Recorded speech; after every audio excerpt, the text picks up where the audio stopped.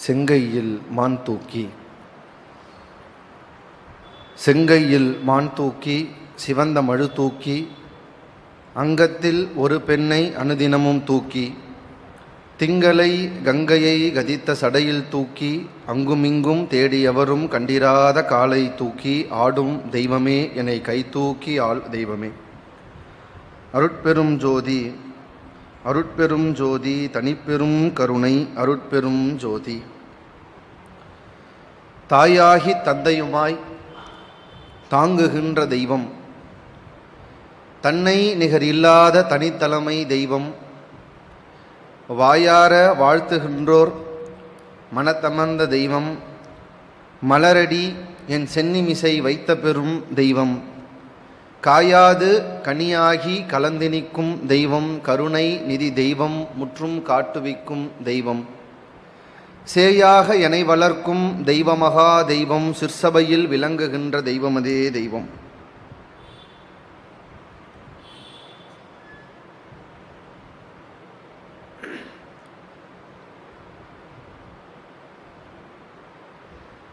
நம்முடைய துறையூர் மண்ணுக்கும் ஆன்மீக உலகத்தில் தனக்கென்று ஒரு தனி பெருமையை நிலைநாட்டி இருக்கிற,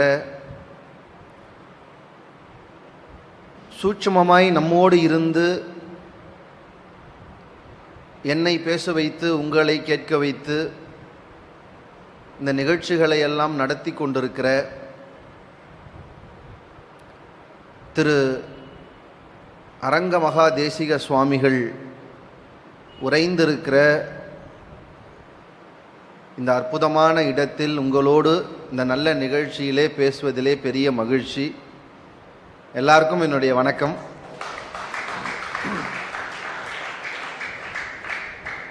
எல்லாருக்கும் வணக்கம்.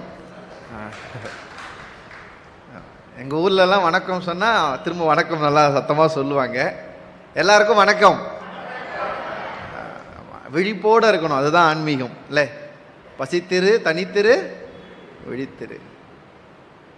முதல்ல ரொம்ப மகிழ்ச்சி உங்கள் எல்லாரையும் எனக்கு திரும்ப பார்க்குறது. 2வது முறை உங்களை பார்க்க வர வச்சுருக்காங்க. எப்போவுமே ஏதாவது ஒரு அமைப்போ ஒரு நிகழ்ச்சியோ என்னை 2வது முறை பேச கூப்பிட்றாங்கன்னா 2 அர்த்தம் இருக்குது. ஒன்று, நல்லா பேசியிருக்கப்பா வாட்டி திரும்ப வந்து பேசுன்னு ஒரு அர்த்தம் இருக்குது. இன்னொன்று, வாட்டி தான் ஒழுங்காக பேசலை, 2வது முறையாவது வந்து ஒழுங்காக பேசு அப்படின்னு ஒரு அர்த்தம் இருக்குது. எந்த அர்த்தத்தில் என்னை அழைத்திருக்கிறார்கள் என்று எனக்கு தெரியாது. உங்களுக்கு தெரியுமான்றது எனக்கு தெரியாது. இருந்தாலும் உங்களை மீண்டும் இந்த இடத்திலே சந்திப்பதிலே எனக்கு ரொம்ப பெரிய மகிழ்ச்சி. நான் எப்போதும் சொல்வது தான், இந்த மண்ணிலே இறைவன் உரைகின்ற கோயிலுக்கு பிறகு, இறைவன் வழிபாடு செய்யப்படுகின்ற கோயிலுக்கு பிறகு மிகப்பெரிய சக்தி நிறைந்தது மகான்கள் ஜீவசமாதி அடைந்து உறைந்த இடங்கள். ஏன் அதுக்கு ஒரு பெரிய மகத்துவம்னா, இன்னைக்கு பேச போகிற தலைப்பு அதுதான். நம்ம எல்லாருக்கும் 2 விதமான அருள் வாழ்க்கையில் கிடைக்கும். ஒன்று திருவருள். திருவருள்னா என்னங்க? திருவருள்னா என்னங்க? திருனா என்னங்க? கடவுள். ஒன்று திருவருள், இறைவனுடைய அருள். இன்னொன்று குரு அருள். நம்மை வழிகாட்டி நம் தலை மீது கை வைத்தோ, ஸ்பரிச தீட்சை கொடுத்தோ, இல்லை பார்த்து தீட்சை கொடுத்தோ, இல்லை சொல்லால் தீட்சை கொடுத்தோ, அல்லது மணிவாசகருக்கு சிவபெருமான் தந்ததை போல 2 காலையும் தலைமையில வச்சு திருவடி தீட்சை கொடுத்தோ, நமக்கு குருவாகி வந்து நமக்கு கொடுக்கிற அருள் குருவருள். கோயிலுக்கு போனால் திருவருள் கிடைக்கும். ஆனால் மகான்கள் உறைந்த, அவர்கள் ஜீவன் சமாதி அடைந்திருக்கிற இதுபோல இடத்துக்கு வந்தால் என்ன சிறப்புனா, அவர்கள் குருவருளும் கிடைக்கும், அவர்கள் துணையால் திருவருளும் கிடைக்கும். இரண்டுமே கிடைக்கிற மகத்துவம் நிறைந்தது இது மாதிரியான இடங்கள்.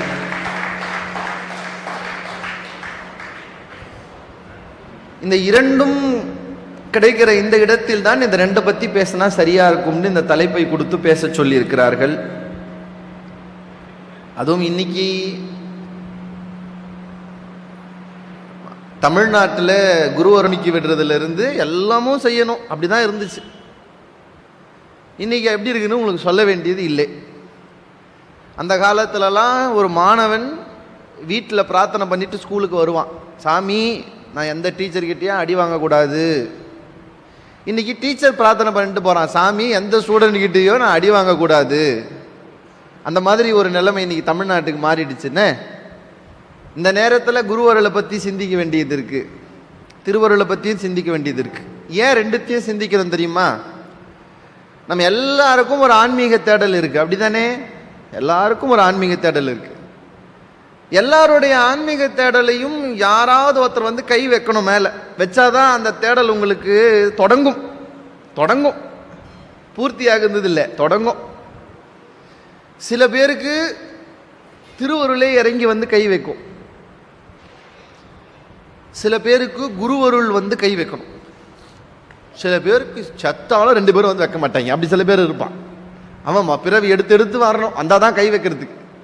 ஏன்னா அவன் எது மேல கை வச்சிருப்பான்? ஆணவம், கண்மோ, மாயைன்னு மலத்து மேல கை வச்சிருப்பான். அது மேல இவன் கை வச்சானா திருவருளும் கை வைக்காது, குருவருளும் கை வைக்காது. திருவருளும் குருவருளும் நமக்கு எவ்வளவு முக்கியம் என்பதை உணர்த்துகிற ஒரு பெரிய இடமே இந்த இடம்தான். ஏன்னா இங்க பாருங்க, நடுவிலே முருகப்பெருமான் திருவருளாக இருக்கிறவன். ஆனால் முருகப்பெருமானையே குருவாக நினைத்தவர்கள் சித்தர்கள். இங்க இருக்கிற எல்லா சித்தரையும் பாருங்க, இதுல ரொம்ப முக்கியம் பாருங்க, கருவூரர் இருக்கிறார். ஒரு குருவினுடைய அருள் எவ்வளவு மேன்மைக்குரியது என்பதற்கு ஒரு பெரிய உதாரணமே இங்க இருக்கிற கருவூரர் தான். நம்ம எல்லாருக்கும் தமிழ்நாட்டினுடைய பெரிய பெருமை நிறைந்த ஒரு அரசன்னா யார் பேரை சொல்லுவோம்? ராஜராஜ சோழன். சொல்லாமே ஒன்றும் தப்பு இல்லை, ரொம்ப யோசிக்கிறீங்களே. தமிழ்நாட்டிலே ரொம்ப பிரபலமான அரசன், பெருமைக்குரிய அரசன், தமிழ்நாடு பெருமைப்படுற ஒரு அரசன்னா யார் பேருங்க சொல்லுவோம்? ராஜராஜ சோழனோட பேரை சொல்லுவோம். அவனுக்கு ஒரு பெருமைனா எதுங்க? ராஜராஜனுக்கு எதுங்க பெருமை? போர் செஞ்சதா? வங்காளம் வரைக்கும் போய் போர் செஞ்சான்னு சொல்லி, கலிங்கம் வென்றான், மங்கம் வென்றான், அப்படிலாம் பெருமை இருக்கு. அவன் செஞ்ச போர் ராஜராஜனுக்கு பெருமையா? என்ன பெருமைங்க? எல்லாரும் யோக நிலையிலே இருக்கீங்களோ? சரி, நான் எப்பயும் சொல்றதுதான், எப்பவுமே ஒரு பேச்சினுடைய ஒரு பெரிய மகிழ்ச்சி எதுன்னா, கேட்கிறவர்கள் எவ்வளவு உற்சாகமாக கேட்கிறார்கள்ங்கிறது தான் ரொம்ப அழகு. மற்ற கலைகளுக்கெல்லாம் அப்படி இல்லை. இப்போ ஒரு சிற்பி செதுக்கி 1000 வருஷத்துக்கு அப்புறம் கூட நீங்க அதை ரசிக்கலாம், தப்பே இல்லை. எவ்வளவு அழகா செதுக்கி இருக்காரு பாருப்பா இந்த சிற்பி அப்படின்னு ரசிக்கலாம், தப்பு இல்லை. ஐயாவுடைய பாட்டு கூட நீங்க என்ன பண்ணலாம், இங்கே ரசிக்கலாம், வீட்டில் கூட போய் எப்பனாலும் போட்டு கேட்டு ரசிக்கலாம். அவர் பாடும் போதெல்லாம் குறுக்க கை தட்டி விசில் அடிச்சிங்கன்னா நல்லா இருக்காது. இப்பெல்லாம் பார்த்தீங்கன்னா டிவி ஷோலாம் அப்படிதான், பாடிட்டே இருப்பாங்க, கத்த ஆரம்பிச்சிருவாங்க. பாட்டுக்கு குறுக்க கை தட்டி ரசிக்க முடியுமா? பாட்டை ஃபுல்லாக கேட்டு தான் ரசிச்சாதான் அழகு. ஆனால் பேச்சு அப்படி கிடையாது. பேச்சு பேசுகிற போதே உங்களுக்கு பிடிச்சா ரசிச்சிடணும். சில பேர் இருக்க அமைதியாக இருந்துட்டு நைட்டு 11 மணிக்கு ஃபோன் பண்ணி நீங்கள் பேச ஆரம்பிச்ச அந்த 4வது நிமிஷத்தில் ஒரு கருத்து சொன்னீங்களே, நான் ரொம்ப சிரிச்சேன் அதை கேட்டுமா. ஆனால் இங்கே சிரிக்காம உருன்னு பேய் படம் பார்க்குற மாதிரி பார்த்துருப்பாங்க. பேச்சுடைய அழகு என்னன்னா உடனே ரசிக்கிறது தான். நான் கைத்தட்டுங்கன்னு என்றைக்கும் கேட்பதில்லை மேடையில். ஆனால் உங்களுக்கு ஒன்று கைத்தட்டணும். ஏன்னா 2 விஷயத்துக்காக. ஒன்று, ஒரு உரை நிகழ்கிற போது ஏன் கைத்தட்டணும்னா, ஒன்று பேசுகிற பேச்சாளர் நல்லா பேசுகிறாருன்னு கைத்தட்டலாம், என்னை பாராட்டுவதற்காக கைத்தட்டலாம். இல்லை, 2வது, பரவாயில்லையே நம்ம தூங்காமல் கவனிக்கிறமே உங்களை நீங்களே பாராட்டிக்கிறதுக்காகவும் கைத்தட்டிக்கலாம். 2ல் பாருங்க, 2வது சொன்னதான் கைத்தட்டுறாங்க. ஆக மொத்தம் என்ன பாராட்ட போறது இல்லை, உங்களை நீங்களே பாராட்டிக்க தான் தயாரா இருக்கீங்க. சரி, நல்லது. சரி, நம்ம வருவோம். தமிழ்நாட்டிற்கு ஒரு பெருமை என்றால் ராஜராஜ சோழன். ராஜராஜ சோழனுக்கு எது பெருமை என்றால், அவன் எழுப்பிய பெருவுடையார் கோயில் என்கிற பெரிய கோயில். அந்த கோயிலுக்கு என்ன பேரு? பெரிய கோயில் தான் பேரு. அப்படி ஒரு கோயிலுக்கு அந்த பெருமை வந்ததற்கு யார் காரணம்னு நினைக்கிறீங்க? ராஜராஜ சோழன் காரணம் நினைக்கிறீங்களா? ராஜராஜ சோழனுக்கு குருவாகி நின்ற கருவூராரின் பெருமைதான் ராஜராஜ சோழனுடைய பெருவுடையார் கோயிலுக்கே பெருமை. நீங்க இப்பயும் பெருவுடையார் கோயில போனீங்கன்னா, சுத்தி வந்தீங்கன்னா, பின்னாடி கொன்றை மரத்து கீழே யார் உட்கார்ந்து அருள் பாலிக்கிறது? கருவூரார் இப்போதும் உட்கார்ந்து அருள் பாலிக்கிறார். அவர் செஞ்ச மகத்துவம் என்ன தெரியுமா? ராஜராஜனுடைய பெரிய வெற்றிக்கு பின்னால் நான் ரொம்ப வியக்கிற ஒன்று, ஒரு குரு ஒரு வாழ்க்கைக்கு ஏன் தேவை என்பதற்காக சொல்லுகிறேன்.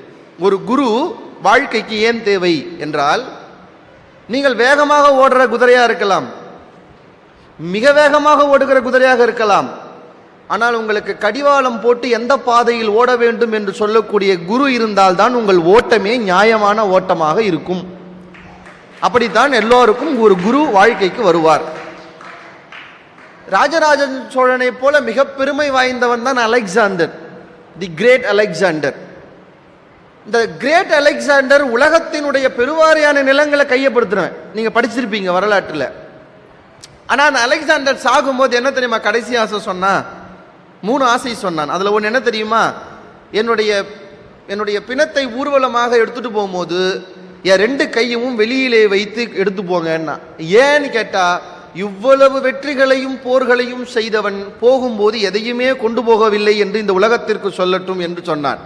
ஆனால் ராஜராஜ சோழன் அப்படித்தான், அவனும் போர் செய்து வென்றான்.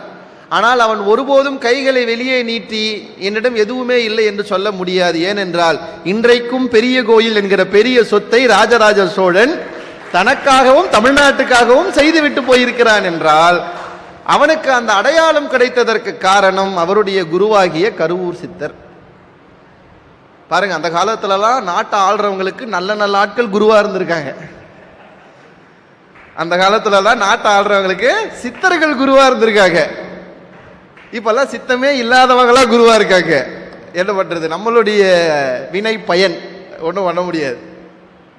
கருவூரார் செஞ்ச மகத்துவங்கள் என்னன்னா, பிரகதீஸ்வரர் கோயில் கட்டி முடிச்சாச்சு, அழகா கட்டிட்டாங்க. பெருவுடையார் லிங்கம் இருக்கு பாருங்க, திருமேனி எவ்வளோ பெருசு, பெரிய லிங்க திருமேனி. ஆனா சிவாச்சாரியார்களுக்கு ஒரு பெரிய சிக்கல் வந்தது. கும்பாபிஷேகம் செய்யுங்கிற போது அஷ்டபந்தனம்னு சொல்லுவாங்க, கேள்விப்பட்டிருக்கீங்களா? 8 விதமான மருந்துகளை சேர்த்து இடிச்சு அதை ஒரு கெமிக்கல் பேஸ்ட் ஒன்று செய்வாங்க. செஞ்சு அந்த திருமூர்த்தி விக்கிரகத்தை அந்த பீடத்தில் ஒட்டணும். அதுதான் அஷ்டபந்தன மகா கும்பாபிஷேகம்னு சொல்றாங்க. அஷ்டபந்தனம், பந்தனம்னா ஒட்டுறது, பந்தம்னா ஒட்டுறது. சொந்த பந்தம்னு சொல்றாங்கல்ல, அப்படின்னா என்ன அர்த்தம்? ஒட்டுறவன் தான் சொந்த பந்தம். இன்னைக்கு எவனும் ஒட்ட மாட்டான், ஆனால் அவனுக்கு சொந்த பந்தம்னு பேர். ஒட்டணும், அதுதான் பந்தம். பந்தனம், அஷ்டபந்தனம் 8 வகையான மருந்துகளை கொண்டு ஒட்டுறது. ராஜராஜன் பெரிய கோயில் கட்டிட்டாரு, எழுப்பிட்டாரு, பெருமை. எவ்வளோ பெரிய கோயில், எவ்வளோ பெரிய லிங்கம், எவ்வளோ பெரிய ஒரு பிரகாரம். ஆனா அந்த லிங்கம் கோயிலுக்கு உள்ள பிரதிஷ்டை ஆகலை. ஏன்? அஷ்டபந்தன மருந்தை போட்டு கலக்குன்னு சிவாச்சாரியர்கள் எவ்வளவு முயற்சி பண்ணியும் அது பேஸ்ட் ஃபார்முக்கு வரலையாம். அந்த பந்தனம் பேஸ்ட் ஃபார்முக்கு வந்தாதான் இந்த லிங்கத்தை அதோட ஒட்ட முடியும். ஒட்டினாதான் அந்த கோயிலில் லிங்கத்தையே பிரதிஷ்டை பண்ண முடியும். அப்ப என்னடா செய்யறது இப்படின்னு நிற்கிற போதுதான் கருவூரார் அவருடைய குரு போகர் சொல்ல தஞ்சைக்கு வந்து தன் கையால் அந்த அஷ்டபந்தனத்தை எடுத்து பிசைகிறார்.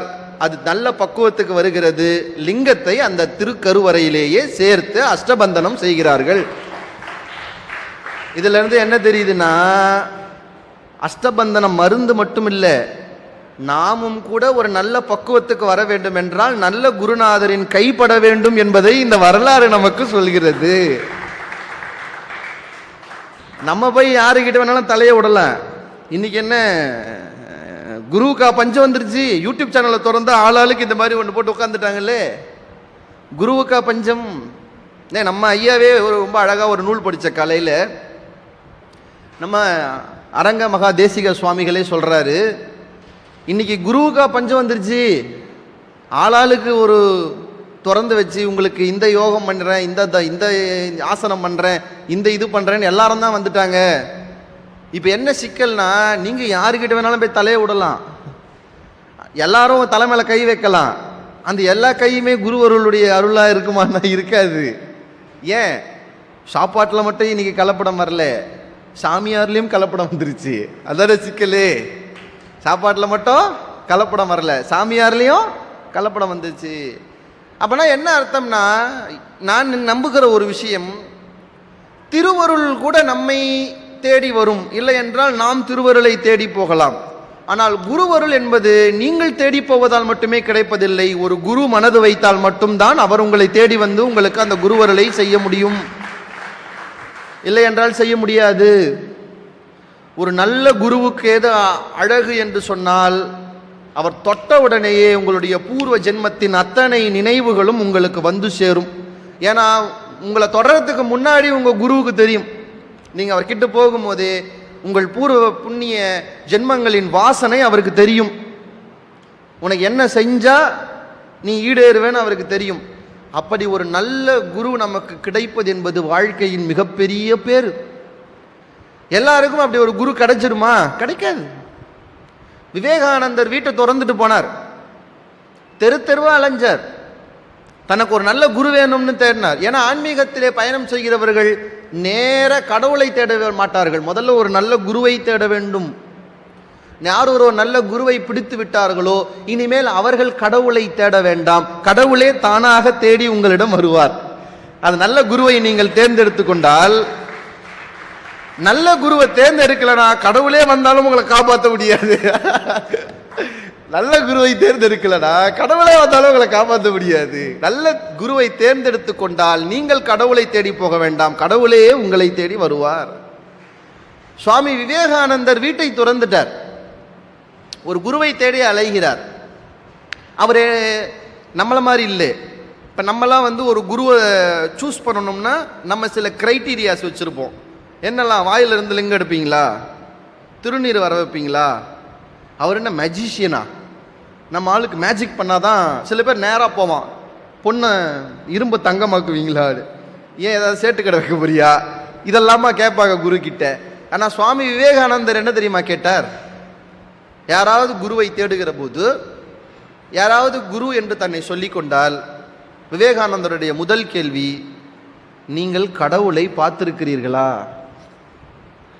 விவேகானந்தர் கேட்பாரா, நீங்க கடவுளை பார்த்துருக்கீங்களா?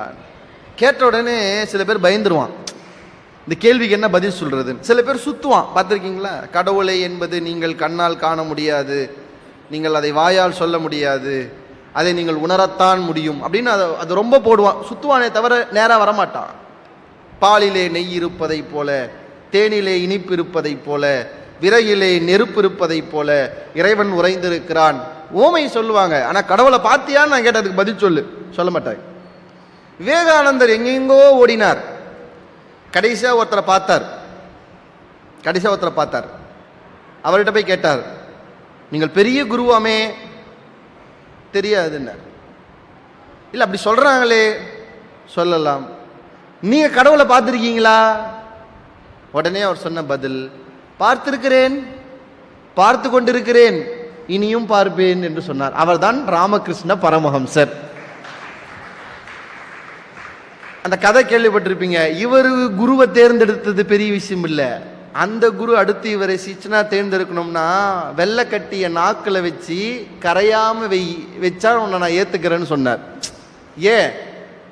நல்ல விஷயங்களை கொடுக்கிற குருவை விட கொடுக்கிற நல்ல விஷயங்களை சிந்தாமல் வாங்கி கொள்ளுகிற நல்ல சீடனால் தான் ஒரு நல்ல சீடனாக இந்த மண்ணிலே வர முடியும். அதனால தான் சுவாமி விவேகானந்தருக்கு ராமகிருஷ்ண பரமஹம்சர் கிடைத்தாரா என்றால் அது எனக்கு பெரிய நம்பிக்கை இல்லை. ராமகிருஷ்ண பரமஹம்சருக்குத்தான் விவேகானந்தர் என்கிற நல்ல சீடன் கிடைத்தார் என்பதைத்தான் வரலாறு நமக்கு காட்டுகிறது. அப்போ ஒரு குருவருள் நமக்கு கிடைப்பது என்பது பெரிய விஷயம். சார், சில பேருக்கு திருவருளே குருவருளா கிடைக்கும். அதுக்கெல்லாம் எல்லாருக்கும் அந்த பாக்கியம் கிடைக்குமான தெரியாது. சில பேருக்குத்தான் திருவருளே குருவருளாய் கிடைக்கும். அது என்னங்க திருவருளே குருனா? கடவுளே குருவாக வருவார். யாருக்கெல்லாம் வந்திருக்கிறார்? அருணகிரிநாதருக்கு. அருணகிரிநாதர் கோபுரத்தில் இருந்து விழுகிறார், இனிமேல் எனக்கு இந்த வாழ்க்கையே வேண்டாம் என்று விழுகிறார். முருகன் தாங்கி பிடித்தார். தாங்கி பிடித்தது மட்டும் இல்லை, தமிழிலே பாடச் சொன்னார். அருணகிரிநாதர் சொன்னார், எனக்கு என்னப்பா பாட தெரியும்? அவர் வைரமுத்துவா வாலியா ஒண்ணுமே இல்லை, சாதாரண ஆளா இருந்தார். அவருக்கு எழுத படிக்கலாம் பெருசா எதுவுமே கிடையாது. நான் என்னப்பா எழுத போறேன்? பாருங்க, இதுதான் தீட்சை. முருகர் அவருடைய நாக்கிலே ஓம் என்று எழுதுகிறார்.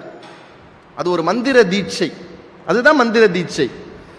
இந்த மந்திர தீட்சை செய்தவுடன் இப்ப பாடுன்னார். என்னன்னு பாடுறது? இப்ப நான் எப்படி பாடுவேன்னு கேட்டாரா? இப்ப கேள்வி மாறிடுச்சு. இப்ப எப்படி பாடுவேங்கிறது இல்ல, என்னன்னு பாடுவேங்கிறது. சொன்னார், முத்து முத்தாக தமிழிலே சொல்லிருக்கிற போது என்ன குறை பாடு என்று சொன்ன பிறகுதான் முத்தை தருவத்தி திருநகை அத்தி கிரை சத்தி சரவண முக்தி குருவித்து குருபர என ஓதும். அப்படி பாடினார். பாட்டா வந்து கொட்டுச்சு. அப்படி பாடினார். பாட்டா வந்து கொட்டுச்சு. எதனாலனா முருகன் அங்கு திருவாய் வந்து நிற்கவில்லை, அருணகிரிநாதருக்கு குருவாய் வந்து நின்றார். குருவாய் வந்து நின்றார். சில பேருக்கு தான் திருவருளே குருவருளாய் வரும். அதனாலதான் இவர் உபதேசம் கேட்டார். ஏதாவது உபதேசம் சொல். அவர் சொன்னார், என்ன சொன்னார்? செம்மான் மகளை திருடும் திருடன் பெம்மான் முருகன் பிறவான் இரவான். என்ன சொன்னான் அடுத்து? சும்மா இரு சொல் அற என்றலுமே அம்மா பொருள் ஒன்றும் அறிந்தில்லனே. உபதேசம் கேட்டார். அதுக்கு முருகன் சொன்ன உபதேசம் சும்மா இரு சொல் அற. இப்ப பாருங்க, ஒரு குருவை புரிஞ்சுக்கிறது சாதாரண விஷயம் இல்லை. ஏன்னா இந்த குரு கொஞ்சம் வித்தியாசமான குரு. யாரு? முருகன். உபதேசத்துல என்ன சொல்லிட்டாரு? சும்மா இரு சொல்லற. அப்புறம் அதே முருகன் தான் என்ன சொல்றாரு? சொல்லு கொடுக்குற பாடு. நான் சொல்ற சூட்சுமம் புரியுதா உங்களுக்கு?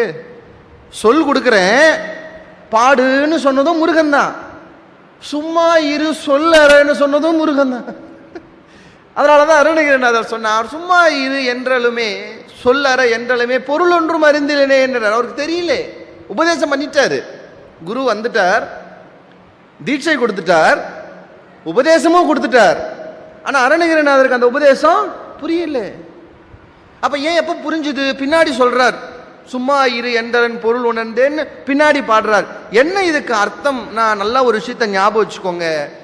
ஒரு குரு உங்கள் வாழ்க்கைக்குள்ளே வருகிற போது, அவர் உங்களுக்கு தீட்சை தருகிற போது, அவர் உங்களுக்கு ஞானத்தின் ஒரு பேர் பொருளை உங்களுக்கு தருகிற போது அன்றைக்கே உங்களுக்கு எல்லாம் விளங்கிவிடும் என்ற அர்த்தம் இல்லை. நீங்கள் பக்குவப்பட அவர் கொடுத்ததெல்லாம் உங்களுக்கு விளங்க தொடங்கும். அவர் பக்குவப்பட கொடுத்ததெல்லாம் விளங்க தொடங்கும். அவங்க எல்லாம் கொடுத்துருவாங்க, நீங்க அதை அப்சர்வ் பண்ணணும். அதுக்கு உங்களுக்கு பக்குவம் வரணும். அந்த பக்குவம் வர வரதான் அதனுடைய உபதேசங்களினுடைய உண்மைகளை எல்லாம் நீங்கள் புரிந்து கொள்ள முடியும் என்று. அப்படி நான் பார்த்து வியந்த முதல் நபர் குருவே திருவாய் வந்தவர். குருவே திருவாய் வந்தது அருணகிரிநாதருக்கு. ரெண்டாவது ஒருத்தர் யார் தெரியுமா? முக்கியமா இவர் தான். இன்னும் முன்னாடி யாருக்குங்க திருவே குருவாய் வந்தது? யாருக்கு? இன்னொன்னு மாணிக்கவாசகருக்கு. மாணிக்கவாசகருக்கு என்ன வேலைன்னா, சரி இன்னொன்று முக்கியமாக சொல்லணும், அவர் முதலமைச்சர் தமிழ். அப்ப அந்த சோழ நாட்டுடைய முக்கியமான முதலமைச்சர். முதலமைச்சர் எதுக்கு அனுப்புறாரு? குதிரை வாங்கிட்டு வர சொல்லி அனுப்புறாரு. முதலமைச்சர் போய் குதிரை வாங்க அனுப்பலாமான்னு நீங்க கேட்கக்கூடாது. அந்த காலத்தில் குதிரைங்கிறது ஒரு முக்கியமான ஒரு பொருள், ஒரு முக்கியமான ஒன்று, போருக்கெல்லாம் பயன்படுத்துறது. இப்போ ரஃபேல் விமானம் வாங்குற மாதிரி வச்சுக்கோங்க, அமுச்சு விட்டுருக்காரு, போய் வாங்கிட்டு வான்னு. நிறைய பணம் கொடுத்து அமுச்சு விட்டார். நிறைய பணம் கொடுத்து அமுச்சு விட்டார். நம்மாலே அதை வாங்க தான் போனார். திருப்பெருந்துறை வழியாக போகும்போது திடீர்னு அங்கே ஒரு பார்க்குறார் கோகழி. இந்த ஒரு மரத்தின் கீழே குருவாக வந்து உட்கார்ந்து இருக்கிறார் சிவபெருமான். அது சிவபெருமான் அவருக்கு தெரியல. என்ன கூட்டமாக இருக்கேன்னு இவர் போய் எட்டி பார்த்தாரு. அவர் கூப்பிட்டு உட்கார வச்சு 2 காலையும் தலை மேலே வச்சுட்டார். சார், சில பேருக்கு தான் வாழ்நாள் முழுக்க குருவை தேடி தேடி போனால் சில பேருக்கு கிடைக்காது. சில பேர் தேடவே மாட்டான், தானாக வந்து உட்கார வச்சு தலை மேலே கால் வைக்கும். எனக்கு தெரிஞ்சு இங்கே வந்த பல பேருக்கு அப்படி நடந்ததால் தான் நீங்கள் இங்கே வந்து உட்காந்துருக்கீங்க. எனக்கு தெரிஞ்சு இங்கே பல பேருக்கு நான் என்ன யோசிக்கிறேன்னா, எவ்வளோ பேர் இருக்கிறார்கள் ஒரு சத்சங்கத்தை கேட்க. நான் எப்போ நம்புற ஒன்று, திருமுறை எல்லார் வீட்லேயும் இருக்கும், திருவாசகம் எல்லார் வீட்லேயும் இருக்கும். ஆனால் எல்லாராலையும் திருவாசகத்தை எடுத்து படிக்க முடியுமா? படிக்க மாட்டார்.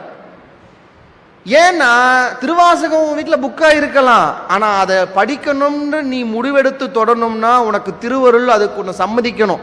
அப்படி சம்மதித்து திருவாசகத்தை தொடர்றது சில பேர் தான். அப்படி இந்த ஊர்ல பல பேர் இருக்கிறாங்க.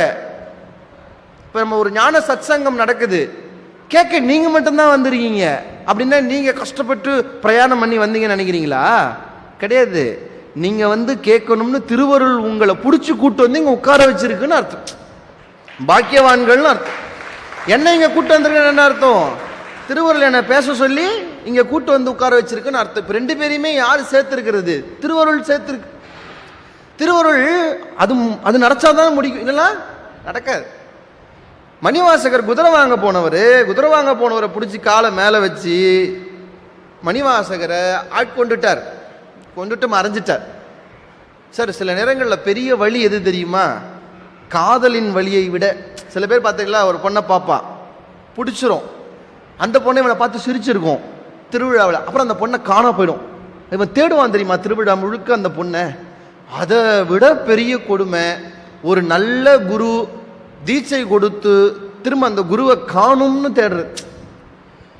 மணிவாசகர் விட்டுட்டாரு, தெரியல, அப்புறம் தெரிஞ்சு போச்சு இது யாருன்னு தேடுறார். தேடி தேடி தேடி தேடி பாடுறார்.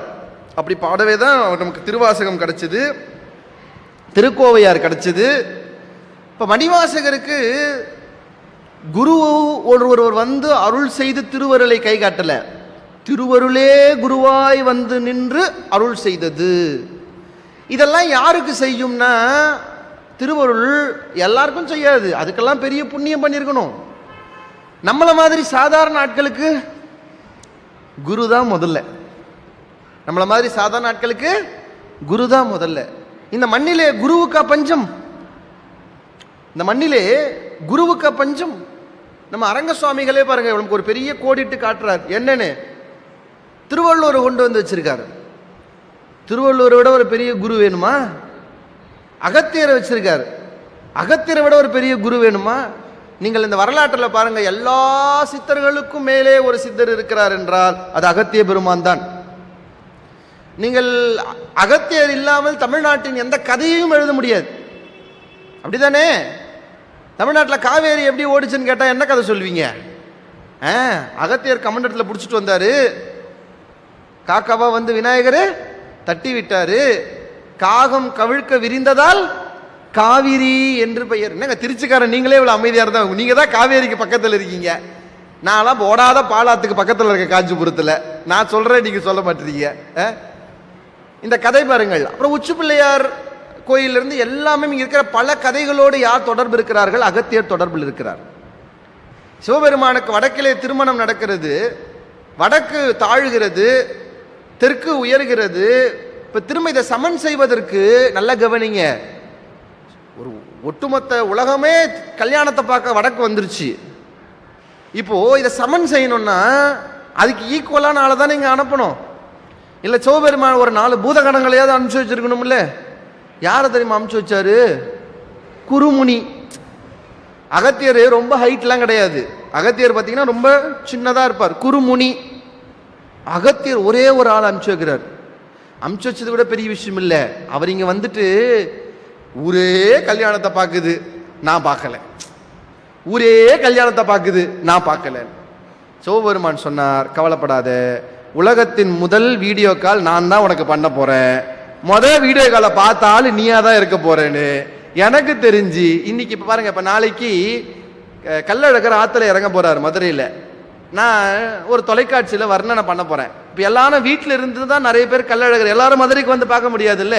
இப்ப நாங்க காஞ்சிபுரத்தெல்லாம் வீட்டுல இருந்தே கள்ளழகர் இறங்குறத பார்ப்போம். எதுல பார்ப்போம்? டிவியில நேரலையில பார்ப்போம்.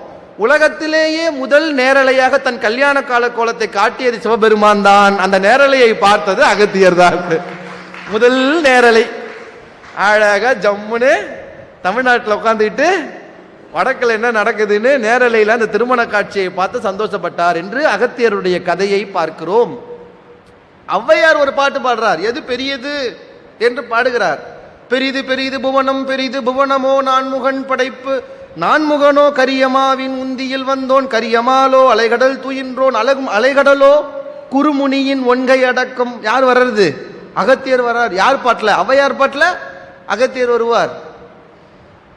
சிவபெருமான் தமரதத்தை அசைத்த போது பக்கத்தில் இரண்டு மொழிகள் வந்தது. ஒன்று தமிழ், இன்னொன்று வடமொழி. வடமொழியை பாணினியும் தமிழை அகத்தியருக்கும் இலக்கணம் சமைத்து இறைவன் கொடுத்தான் என்று வரலாறு சொல்கிறது. அப்போ தமிழ்நாட்டில் நீங்கள் எந்த கதையை எடுத்தாலும், தமிழ்நாட்டினுடைய எந்த புராணத்தை எடுத்தாலும் ஒரு பெயர் அதில் இருக்கும், அதுதான் அகத்திய பெருமானினுடைய பெயர். அவ்வளோ பெரிய வரலாறு அவருக்கு இருக்கு. இன்னும் சொல்றேன், சிலப்பதிகார காப்பியம் எடுத்தா கூட மாதவி பத்தி ஒரு கதை வருது. அந்த மாதவி எப்படி வந்தான்னா அவர் ரம்பையினுடைய வம்சாவழி. எப்படி ரம்பை பூமிக்கு வந்தானாலும் அகத்தியர் தான் அங்கேயும் காரணம்னு சிலப்பதிகாரத்திலே அகத்தியருடைய கதை வர்றதை நீங்க பார்க்கலாம்.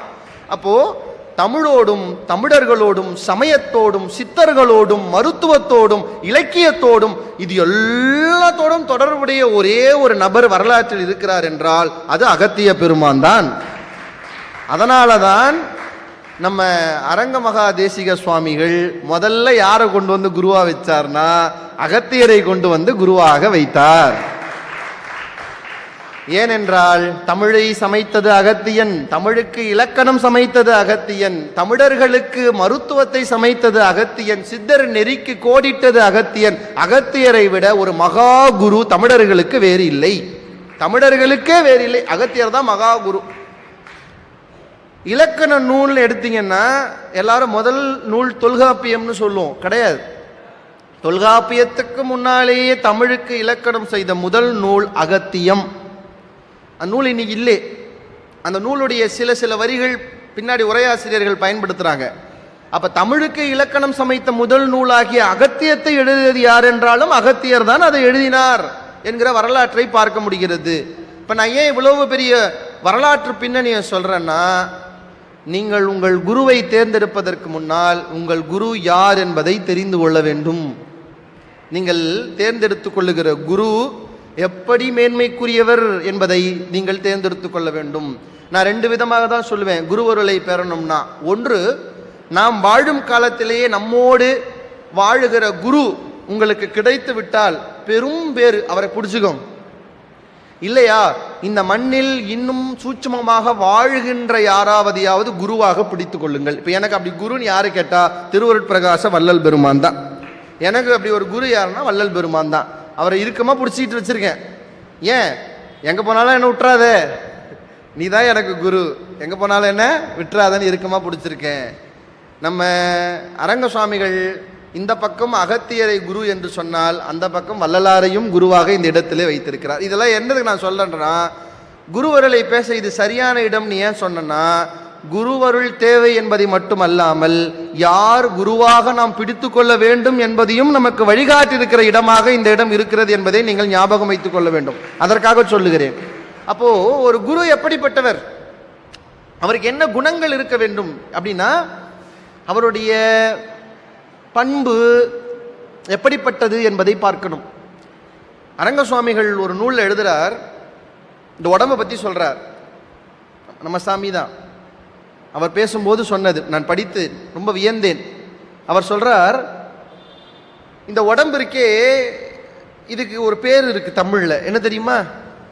உடம்புக்கு மெய்ன்னு பேர். ஆக்சுவலா இதுதான் பொய். இது என்னது? பொய். காயமே இது பொய்யடா, வெறும் காற்றடைத்த பையடா. என்னங்க தொல்காப்பியத்தில் சூத்திரம் கேட்ட மாதிரி ரொம்ப கஷ்டப்பட்டு சொல்றீங்களே, சாதாரணமா சொல்லலாமே. காயமே இது பொய்யடா, வெறும் காற்றடைத்த பையடா. இது வெறும் பொய். ஆனா இதுக்கு என்ன பேர் பாருங்க, தமிழ்ல மெய்யின்னு பேர். ஏன் இதுக்கு மெய்யின்னு பேர் வந்ததுன்னா, இங்கே சூட்சமமாய் உறைந்திருக்கிறாரே அரங்க சுவாமிகள் சொன்ன ஒரு பெரிய விளக்கம். அவர் சொன்னார், எப்போதும் சில நேரங்களிலே ஒரு பொருளுக்கு பெயர் அந்த பொருளை விட அந்த பொருள் எதை தாங்கி இருக்கிறதோ அதனால் அதற்கு பெயர் வரும். இப்ப பாருங்க, விளக்குன்னு ஒன்று இருக்குன்னா, விளக்குக்கு ஏன் விளக்குன்னு பேரு? விளக்குன்னு ஒரு பேர், விளக்கு சொல்றோம்ல, விளக்கு, அகல் விளக்கு, குத்து விளக்குன்னு பேர் வைக்கிறோம்ல. விளக்குனா என்ன அர்த்தம் தெரியுமா? அது ஏத்தனம்னா இருளை விளக்குதுன்னு அர்த்தம் இல்லை. அது இந்தலா நிறைய பேர் தப்பான்னு நினைக்கிறாங்க. விளக்குனா இருளை விளக்குவதால் அதற்கு விளக்கு, அது இந்த லா, மேல் நோக்கு லா லா. நம்ம போயிடுறது அது இல்லை, விளக்கு லா, கீழ் நோக்கு லா. அப்படின்னா என்ன அர்த்தம்னா, ஒரு ஒளி வந்தால் இருள் விலகுதுன்னு அர்த்தம் இல்லை. ஒரு ஒளி வந்தால் அங்கே என்ன இருக்கிறது என்கிற விளக்கம் கிடைக்கிறது. ஒளி வந்தால் அங்கே என்ன இருக்கிறதுன்னு விளங்குது. அதான் நான் சொல்றேன். அப்போ உனக்கு விளங்குதா அப்படின்னு கேட்கறாங்களா? அப்படின்னா என்ன அர்த்தம்? தெரிஞ்சுதா, புரிஞ்சுதான்னு அர்த்தம். இருட்டிலே தொங்குறது கயிறா பாம்பா என்று தெரியவில்லை. ஒரு ஒளி வந்தால் அது கயிறு என்று விளங்குது. ஒளியுடைய வேலை என்னன்னா விளக்குவது, விளக்குறது இல்லை, விளக்குவது. அதனால அதுக்கு என்ன பேரு? விளக்கு. விளக்கு விளக்காது, விளக்கில் இருக்கிற ஜோதி தான் அதை விளக்கும். அதுபோலத்தான் இது பொய். ஆனால் இந்த பொய்க்குள்ளே தான் அழியாத மெய்யாகிய ஆன்மா இருப்பதால் இந்த பொய்க்கு மெய் என்று பெயர் வந்தது என்று சொல்கிறார்கள். இந்த பேர் எப்படி வந்தது ஐயா சொல்றாரு. இதை சொல்லிட்டு ரொம்ப அழகா சொல்றாரு. இந்த மெய் எப்படி தூள தேகமாக இருக்கிற வெளியிலே இருக்கிறது தான் பொய், உள்ளே சூட்சமாக இருக்கிற ஆன்மா தான் மெய். ஆனா யார் ஒருவர் இந்த வெளியிலே இருக்கிற உடம்பை கழட்டி விட்டு உள்ளே இருக்கிற ஆன்மாவை இறுக பிடித்துக் கொள்ளுகிறார்களோ அவர்களே இறைவனை உணர முடியும் அப்படின்னு ஐயா சொல்றேன். அதுக்கு ஒரு உதாரணம் சொன்னா பாருங்க. நான் ரொம்ப மெய் மறந்தேன். நான் ரொம்ப காலையிலலாம் படிச்சு மெய் மறந்தேன். ஐயா எழுதுனது தான். நம்ம நிறைய படிக்கணும். ஐயா இப்ப இங்க இல்லை தூளமாங்கிறதுக்காக விட்டுறக்கூடாது. அவர் சொன்னதில் நம்ம இன்னும் பாதி கூட நம்ம இன்னும் உள்வாங்கிக்கல. அவர் சொல்றாரு, ஒரு நெல் உமியோட இருக்குது இல்லே, ஒரு உமிக்குள்ள அரிசி இருக்கு. அப்படிதான் மேல இருக்கிறது தூள இந்த உடம்பு, அதுக்குள்ள இருக்கிறது தான் ஆன்மா. இப்படி கற்பனை பண்ணிக்கோங்க. அவர் சொல்றாரு, ஐயா சொல்றாரு, ஒரு உமியை நீக்கணும்னா நீங்க மெனக்கெட்டு அதை நீக்க வேண்டாம். அந்த நெல்லை ஊற வச்சு முளைக்கட்ட வச்சுட்டு அதை ஒரு பூமியில புதைச்சிங்கன்னா அது முளை கட்டி செடியாகிற போது தானாகவே அது மேலே இருக்கிற உமி கடன்று போகும். அதுபோல் உங்களுக்குள்ளே ஆன்மீகம் என்கிறது முளை கட்டினால் உங்கள் தூள தேகத்தின் ஆசைகள் தானாக கடன்று போகும் என்று சொல்லுகிறார். சார், எனக்கு தெரிஞ்சு இப்படி ஒரு வியாக்கியானத்தை இவரை தவிர வேற யாரும் சொல்லி நான் கேட்டதில்லை. இந்த இடத்துல இப்படி ஒரு வியாக்கியானத்தை இதுக்கு ஒரு தூள தேகத்தை எப்படி கடற்றுவதுன்னா, நிலையாமை விடுறதுக்கு 1000 ஊமைகள் படிச்சிருக்கோம். ஒரு மரம், ஒரு கனி மரத்துல இருந்து எப்படி உதிரும்னா துறவுக்கு சொல்லுவாங்க.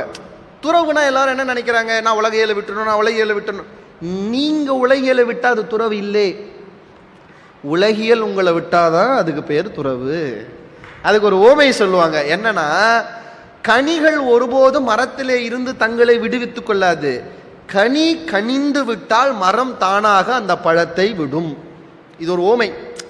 அந்த மாதிரி ஐயா சொல்றார், தூள தேகத்தின் மீது இருக்கிற பற்று எப்ப விடும்னா நீங்க போய் நெல்லு மேல இருக்கிற உமியை கீற வேண்டியது இல்லை.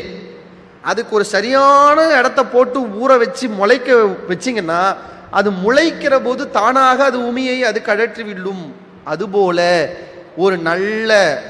ஒரு நல்ல சாது சங்கத்திலே வந்து நீங்கள் உங்களை வைத்து கொண்டால், நீங்கள் ஆன்மீக முளை கட்ட தொடங்கினால் உங்கள் தூள தேகத்தின் பற்று தானாக கடன்று போகும் என்கிற பெரிய விஷயத்தை குருவருளோடு நமக்கு சொல்லியிருக்கிறார். பாருங்க, அவர் இங்க இல்லை, ஆனா அவருடைய சக்தி, ஞானம், ஆற்றல் நம்ம கிட்ட வந்து இன்னும் சேருது பாருங்க. அதெல்லாம் நமக்கு சேருது பாருங்க. அப்போ இப்படி ஒரு விளக்கத்தை இந்த மெய்க்கு அவர் சொல்லுகிறார். அப்போ நமக்கு இந்த செய்திகள் எப்படின்னா, இந்த குருவருள் எங்கிருந்தாலும் நமக்கு அதை கொடுக்கும், நம்ம அதை வாங்கிக்கணும் அப்படிங்கிறதுல தெளிவா இருக்கணுங்கிறது. இந்த ரெண்டையும் நாங்கள் பேசுவதற்கு பெரிய காரணம் இன்னொன்று, மிக முக்கியமான காரணம் என்னங்கிறதையும் சொல்லிடுறேன். ஒருத்தர் வாழ்க்கைக்கு இது ரெண்டும் ஏன் தேவைங்கிறதுக்கு, குருவருளும் திருவருளும் தேவை என்பதற்கு சொல்றேன். கிருபானந்த வாரியார் ஒரு கதை சொல்லுவார்.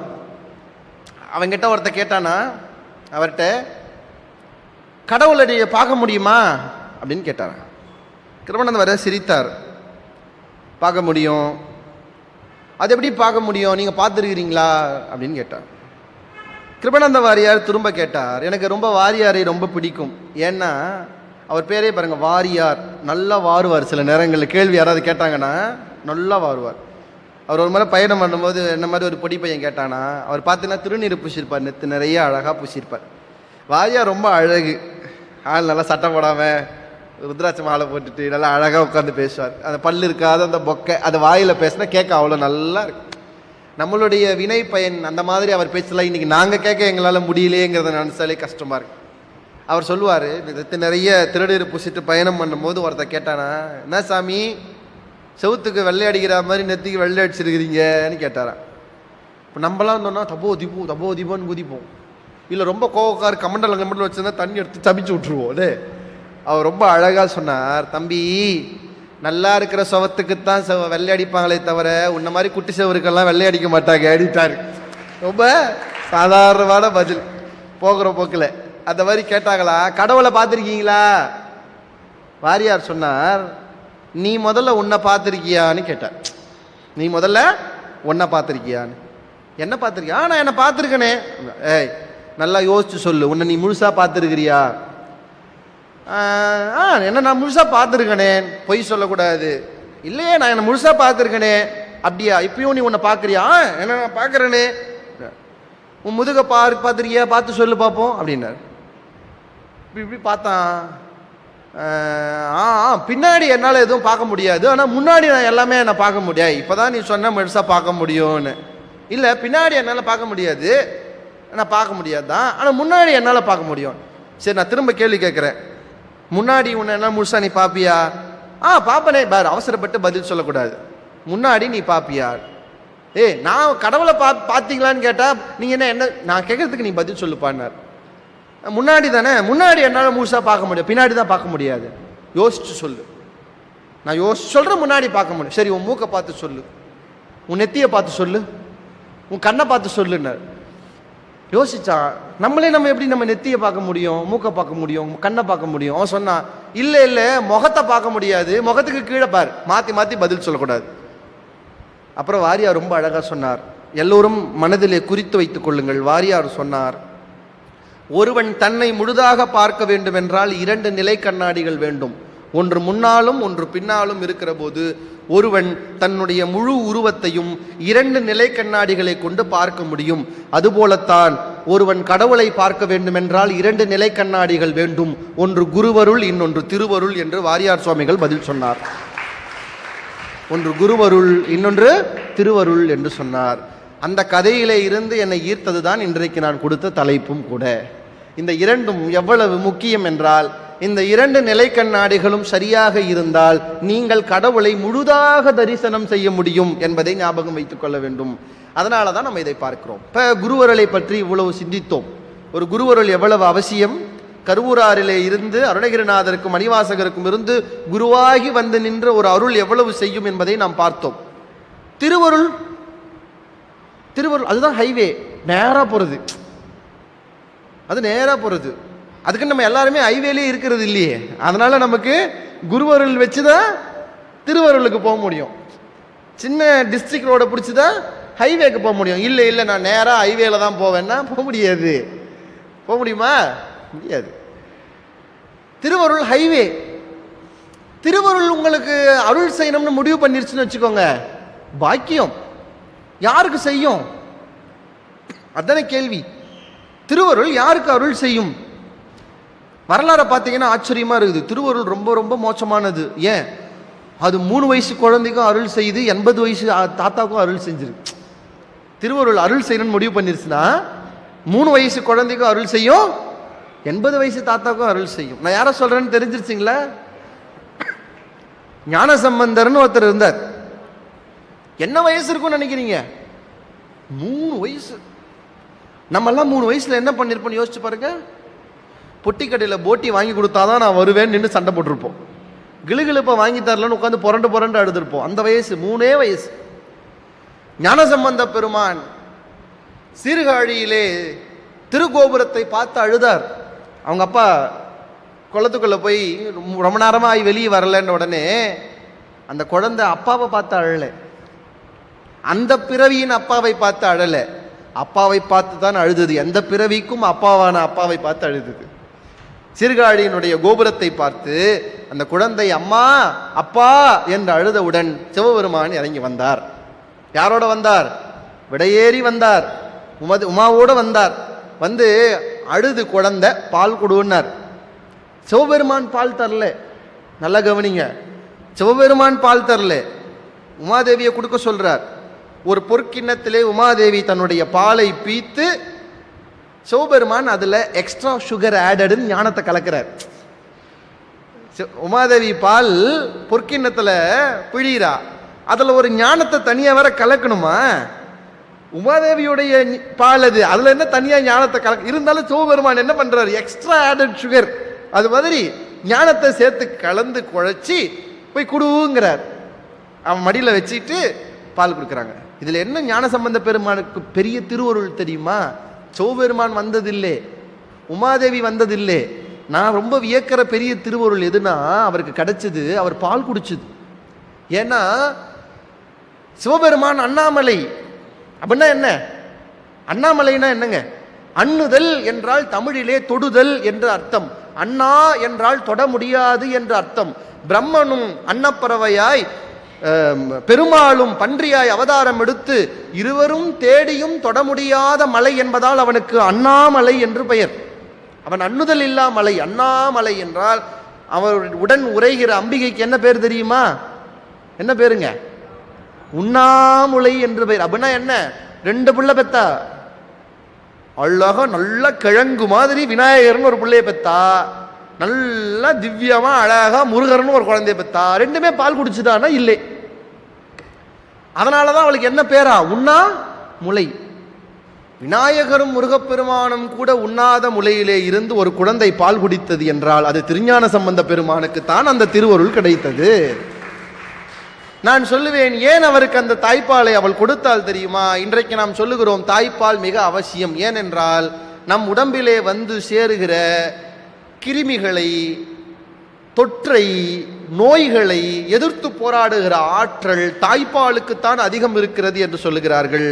3 வயது ஞான சம்பந்தன் இனிமேல் சமணர்களையும் பௌத்தர்களையும் எதிர்த்து தமிழ்நாட்டிலே வென்ற வேண்டும் என்பதால் அவருக்கு ஊட்டச்சத்தான தாய்ப்பாலை உமையம்மையே வந்து தந்தாள் என்று பார்க்கிற போது தாய்ப்பாலின் அவசியத்தை முதலில் சொன்னதும் தமிழும் சிவபெருமானும் தான் என்பதை பார்க்க முடிகிறது. ஞான சம்பந்தனுக்கு அந்த திருவருள் தாய்ப்பால் வந்து கலைக்கு கொடுத்த உடனே ஞான சம்பந்தருடைய குசும்பு பாருங்க, ஞானம் வந்துருச்சு. அவங்க அப்பா பார்க்கறாரு, பைபிள்ல பொறுமையா குடிக்கல, பதட்டத்தில் குடிச்சிருக்கு. நம்ம பயப்பட மாட்டோமாங்க. திடீர்னு ஒருத்தர் சொட முடியெல்லாம் வச்சுட்டு பிறையெல்லாம் வச்சுட்டு ஒருத்தர் இறங்கி வந்தா நம்ம பையன் பூச்சாண்டிட்டு ஓடி வந்துடுவான். பால் குடிப்பான்றீங்க. நம்ம அதுக்கு மேலே சொல்லி வச்சிருப்போம், தெரியாதவங்க ஏதாவது கொடுத்தா வாங்கி சாப்பிடாதாரு. ஒருவேளை உண்மையிலே நம்ம பிள்ளைக்கு உமையம்மை வந்து பால் கொடுத்தா கூட எங்க மம்மி சொன்னாங்க தெரியாதவங்க கொடுத்தா குடிக்க கூடாதுன்னு விடும். அப்படிதான் அப்பையும் குடிச்சு விட்டாரு. அவங்க அப்பா கேட்கிறாரு, யார் அவனுக்கு பால் கொடுத்தது? பால் என்னடா பால் அவர் வாயில். அதான் அவருக்கு என்ன பேருங்க? பாலரா வாயன்னு பேர். ஞானசம்பந்தம் பால் அறாத வாயன். இன்னும் அந்த பால் குடிச்ச தடம் கூட அழியலையா, அப்படியே இருக்குமா. அதனால அவருக்கு பால் அரா வாயன், பாலரா வாயன்னு பேர். யாரா பால் கொடுத்தது? உடனே ஞானசம்பந்தன் சொன்னான், எனக்கு ரொம்ப பிடித்த பாடல் தோடுடைய செவியன். எடுத்த உடனே அவர் பேர் சொல்லலை. ஏன் தெரியுமா? அதுதான் குழந்தை. திருமுறையை படித்தா அது சாதாரணது இல்லை, அது சாதாரணமாக எழுதப்பட்டது இல்லை. உண்மையிலேயே தோடுடைய செவி என்கிற திருமுறையை ஒரு 3 வயது குழந்தை தான் எழுதியது. நீங்கள் நம்பினாலும் நம்பாவிட்டாலும் அதுதான் உண்மை. கட்டுக்கதை அல்ல, பின்னால் வந்தவர் எழுதியது அல்ல, யாரோ இட்டு கட்டியது அல்ல. இந்த தமிழ் மண்ணில் சீர்காழியில் 3 வயது குழந்தை பாடிய தமிழ் பாடல் தான் அந்த திருமுறை. அதுல சத்தியம், அது சத்தியம். அது குழந்தை தான் எழுதுனதுங்கிறதுக்கு பெரிய சாட்சியே அந்த பாட்டு தான்.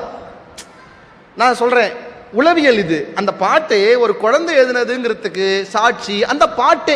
ஏன்னா நீங்க ஒரு குழந்தைகிட்ட ஒருத்தரை பத்தி, புது ஆளை பத்தி கேளுங்க, யாரா வந்து பலூன் வாங்கி கொடுத்தது கேளுங்க, பேர் சொல்லாது. என்ன சொல்ல தெரியுமா? அந்த அங்கிள் கொஞ்சம் உயரமா இருந்தாரு, பெரிய மீசை வச்சிருந்தாரு, காதுல ஏதோ போட்டிருந்தாரு, கண்ணாடி மாட்டிருந்தார். ஏன்னா அந்த குழந்தை என்ன செய்யணும்னா ஆளோட பேரெல்லாம் விசாரிக்காது. பெரியவங்க என்ன தெரியுமா பண்ணுவாங்க? எந்த ஊருங்க, எந்த ஊருங்க உங்களுக்கு? அப்படியா, ஆமாம்மா என் மச்சா கூட அங்கே தான் இருக்கேன், என்ன வேலை செய்கிறீங்க, இப்படிலாம் பேர். சின்ன பசங்க விசாரிப்பு என்ன தெரியுமா இருக்கும்? ஐயா அந்த அங்கிள் அழகாக தலைவாரி இருக்கார்ல, பெருசாக இருக்குல்ல, அவர் தலையில் முடி, அவர் பிற கண்ணாடி போட்டிருக்காருல்ல. குழந்தை எதை பார்க்கணும்னா ஆப்ஜெக்ட்ஸ் தான் பார்க்கும். குழந்தை எதை பார்க்கும்? ஆப்ஜெக்ட். இந்த பாட்டை நல்லா கவனிங்க. சிவபெருமானை பற்றி பேரெல்லாம் சொல்லலை. அது தோடுடைய செவியன் விடை ஏறிவோர் தூவென் மதிசூடி, அது எல்லாத்தையும் பார்க்குது. ஐ மாடு, ஐ நிலா பளபளன்னு இருக்கு, உடம்பு ஃபுல்லாக வித்தியாசமாக காடுடைய சுடலை பொடி பூசி. அதுக்கப்புறம் அவருடைய கேரக்டருக்கு வருது என்ன, என் உள்ளம் கவர் கல்வன். அது பேர் நேராக சொல்ல தெரில. என்ன, என் மனசை திருடிட்டான், என் மனசை திருடிட்டான், பறி கொடுத்துட்டார். 3 வயசு குழந்தை மனசை பறி கொடுக்குது. அது கொடுக்கவே தான் அதுக்கு பால் கிடைச்சிது, இல்லைன்னா கிடைக்காது இல்லை, அது பறி கொடுத்தது. என் உள்ளம் கவர் கல்வன் ஏடுடைய மலரான் முனை நாள் பணிந்தேத்த பீடுடைய பிரமாபுரம் ஏவிய பெம்மான் இவன் என்றோ. எடுத்த உடனே பீடுடைய பிரமாபுரம் ஏவிய பெம்மான்னு சொல்லியிருந்தா அது 3 வயசு குழந்தை இல்லை. அது 3 வயசு குழந்தைங்கிறதால தான் என்ன சொல்லிச்சு, தோடு பார்த்தேன், நிலா பார்த்தேன், பெரிய காளமாடு பார்த்தேன், உடம்பு ஃபுல்லாக சாம்பல் பொடி பார்த்தேன். இப்போ அந்த குழந்தை மெச்சூர் ஆகிட்டே வந்துட்டு சொல்லுது. அப்புறம் என் உள்ளம் கவர் கல்வன் முன்னாடி அப்புறம் சொல்லிடுது. ஏன் நீ யாரோலாம் நினச்சிக்காத, என் உள்ளம் கவர் கல்வன். அப்போ ஒரு திருவருள் உங்களுக்கு அருள் செய்ய வேண்டும் என்று நினைத்தால் நீங்கள் 3 வயது குழந்தையாக இருந்தாலும் கூட திருவருள் உங்களுக்கு அருள் செய்யும். 3 வயது குழந்தையாக இருந்தாலும் கூட திருவருள் அருள் செய்யும். உடனே இல்லையப்பா எனக்கு 60 வயசு ஆகி போச்சப்பா, நான் எங்க 3 வயசுல விட்டுவிட்டனே, நான் கவலைப்படாதீங்க. அதுதான் சைவம் சொல்லுது. என்ன, உங்களுக்கு 80 வயசுலையும் அருள் வரலாம். அதுக்கு தான் யார் உதாரணம், நாவுக்கரசர். சமணத்துக்கு போயிட்டார். ஆடைகள் அற்ற ஒரு துறவு வாழ்க்கை, ட்ரெஸ் கூட போட மாட்டாங்க சமணர்கள், நிர்வாணத்திலே தான் இருப்பார்கள். சமணர் அப்படி சமண வாழ்க்கையை வாழுகிறார் திருநாவுக்கரசர். 80-81 வயசு வரைக்கும் அங்கதான் இருக்கார். சிவபெருமான் பார்த்தார், அவங்கவுங்களுக்கு அவங்கவங்க பாஷையில தான் போய் அருள் செய்ய முடியும். நம்ம சைவத்தில் பொதுவாக சொல்லுவாங்க, ஞான சம்பந்தருக்கு பாலை கொடுத்து ஆட்கொண்டார், நாவுக்கரசருக்கு சூளை கொடுத்து ஆட்கொண்டார், மணிவாசகருக்கு காலை கொடுத்து ஆட்கொண்டார், சுந்தரருக்கு ஓலை கொடுத்து ஆட்கொண்டார். யார் யாருக்கு எப்படி எப்படி ஆட்கொள்ளணுமோ அவங்களுக்கு அப்படி அப்படி போய் திருவருள் ஆட்கொள்ளும். எல்லாருக்கும் ஒரே மாதிரி ஆட்கொள்ள முடியாது, எல்லாரும் ஒரே மாதிரி இல்லைலே. நாவுக்கரசருக்கு எதை கொடுத்தார்? சூளையை கொடுத்தார். வயிறு வலி, துடிக்கிறார், முடியல. என்னென்னமோ சமணர்கள் பண்ணி பார்க்குறாங்க, அவங்க ட்ரீட்மெண்ட் எதுவுமே சரிப்பட்டு வரல. நேராக அக்காவை பார்க்கணும்னு முடிவு பண்ணிட்டார். அக்கா யாருங்க? திலகவதியார். சைவத்திலே மிக முக்கியமான பெண்கள் என்றால் 1 மங்கையர்க்கரசியார், காரைக்கால் அம்மையார் என்றால் 3வது மிக முக்கியமானவர் திலகவதியார். எந்த அளவுக்கு அவங்க ரொம்ப பெரிய ஆள்னா, ஒரு பையனை பார்த்தாங்க கல்யாணம் பண்ணி வைக்கணும்னு. கல்யாணம் ஆகிறதுக்கு முன்னாடியே அவன் இறந்து போயிட்டான். இருந்தாலும் எனக்கு பார்த்த மாப்பிள்ளை அவன் என்றால் அவனை தவிர இன்னொருவரை மணக்க மாட்டேன் என்று வாழ்நாள் முழுக்க அவனையே நினைத்து வாழ்ந்த பெண்மணி தான் திலகவதி. அப்படி வாழ்ந்தார்கள் தவத்தோடு. அந்த அம்மா பார்க்கணும்னு வந்த அக்காவை பார்ப்போம், சமண மதத்தை விட்டு வெளியே வரார். எப்படி வெளியே வராரு? ஒரே ஒரு வெள்ளை துணி எடுத்து கட்டிக்கிட்டு வெளியே வரார். அந்த அம்மா திருநீர் பூசி விட்ட உடனே சூளை நோய் போச்சு. 80 வயசுக்கு அப்புறம் தான் இவருக்கு இறைவன் என்ன செய்யறாரு? அருள் செய்கிறார். ஆனால் எப்படி அருள் செஞ்சாரு? பால் கொடுத்து அருள் செய்யல. ஏன்? குழந்தையா இருந்தா பால் கொடுத்து அருள் செய்யலாம். உனக்கு 80 வயசாகி நீ இந்த பக்கம் வராம அங்க இருந்தனா பனிஷ்மெண்ட் கொடுத்து தான் ஆகணும். சூளை கொடுத்து ஆட்கொண்டார், சூளை கொடுத்து ஆட்கொண்டார். நல்லா ஞாபகம் வச்சுக்கோங்க. 80 வயசுல உங்களுக்கு திருவருள் வந்ததுன்னு வருத்தப்படாதீங்க. நான் எப்படி நினைக்கிறேன் என்னன்னா, இவருக்கு 3 வயசுல திருவருள் கிடைச்சாலும் சிவனை அடைவதற்கு 15-16 வயசு வரைக்கும் இவர் வெயிட் பண்ணார். ஆனால் நாவுக்கரசருக்கு அப்படி இல்லை. அவருக்கு அருள் கிடைத்த 3-4 ஆண்டுகள்லேயே அவர் இறைவனோடு போய் சேரக்கூடிய பேர் கிடைச்சிருச்சு. ரொம்ப இயர்லியராக போயிட்டாரு, சிவபெருமான் கிட்ட போகிற வாய்ப்பு கிடைத்தது. அப்போ நாவுக்கரசருக்கு 81-82 வயது என்றால், ஞானசம்பந்தருக்கு 3 வயது என்றால், நீங்கள் ஒன்றை மனதிலே வைத்துக் கொள்ளுங்கள், திருவருள் உங்களுக்கு அருள் செய்ய வேண்டும் என்று முடிவு செய்து விட்டால் அது எந்த வயதில் வேண்டுமானாலும் உங்களுக்கு அருள் செய்யும். ஆனால் இப்போ நீங்கள் அடுத்த ஒரு கேள்வி கேட்கணும், எனக்கு எப்போ அருள் செய்யும்?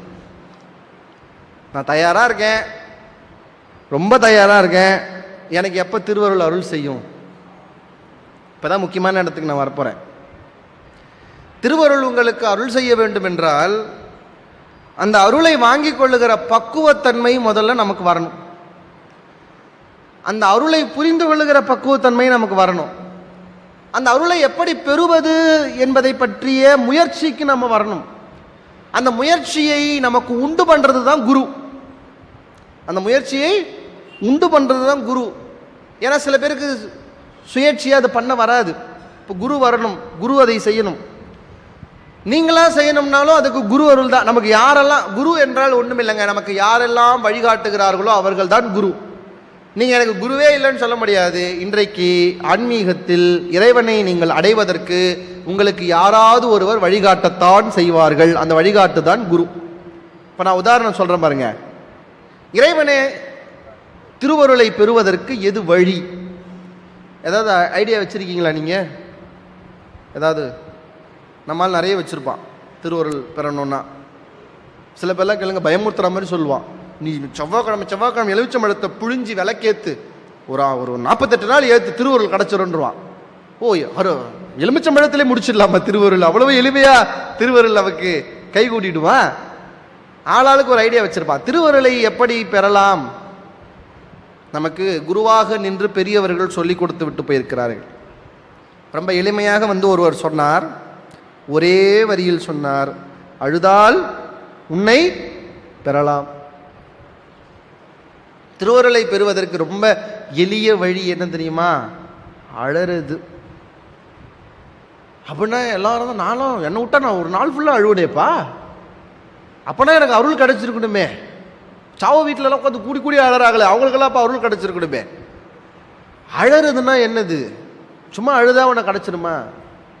அடுத்து சொல்றார் சம்பந்தன், அழறதுன்னா நீ பாட்டு அழறது இல்லை, காதலாகி கசிந்து கண்ணீர் மல்கி.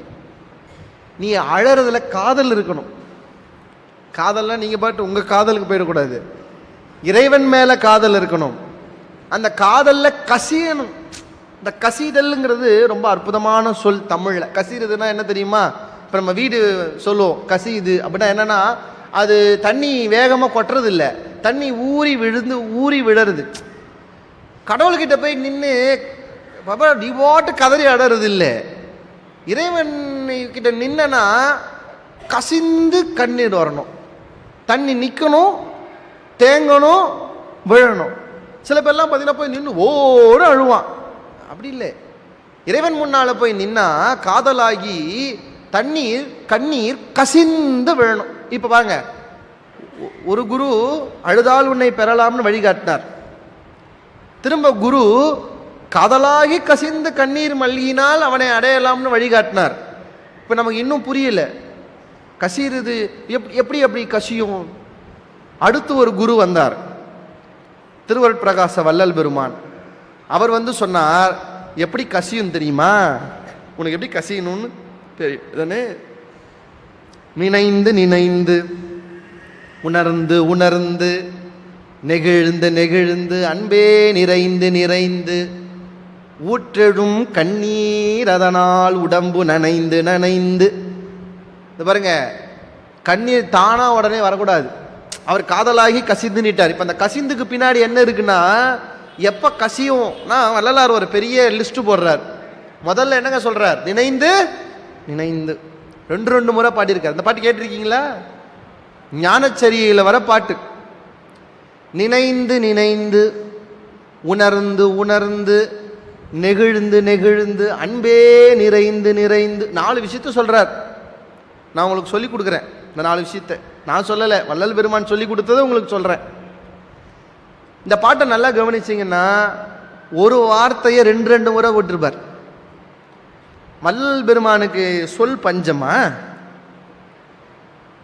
தமிழ் இலக்கியத்தின் மிக நீண்ட அகவலை எழுதியது வள்ளலார். தமிழ் இலக்கியத்தில் மிக நீண்ட அகவலை எழுதியது வள்ளலார். அவருக்கு சொல் பஞ்சம் வருமா? ஆனா ஏங்க 2 முறை எழுதினார்? 2 முறை நினைந்து நினைந்து உணர்ந்து உணர்ந்து ஏன் 2 முறை எழுதினார்?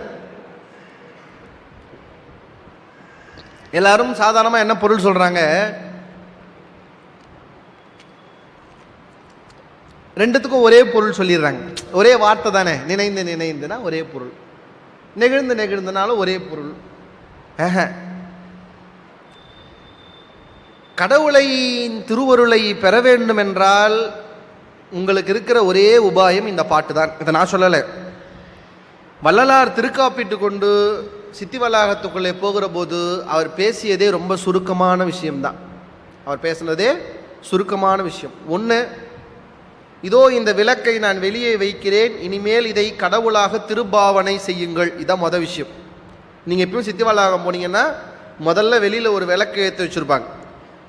இந்த விளக்கை தெய்வமாக, நல்லா கவனிங்க, விளக்கே தெய்வம்னு சொல்லலை. அங்கேயும் தெய்வத்துக்கு உருவம் இல்லை. விளக்கு தெய்வம்னு சொல்லலை, விளக்கை தெய்வமாய் திரு பாவனை செய்யுங்கள் தான் சொன்னார். அப்படின்னா என்ன அர்த்தங்க? அது தெய்வமா பாவனை தான் செய்யணும், அதுவே தெய்வமும் இல்லை.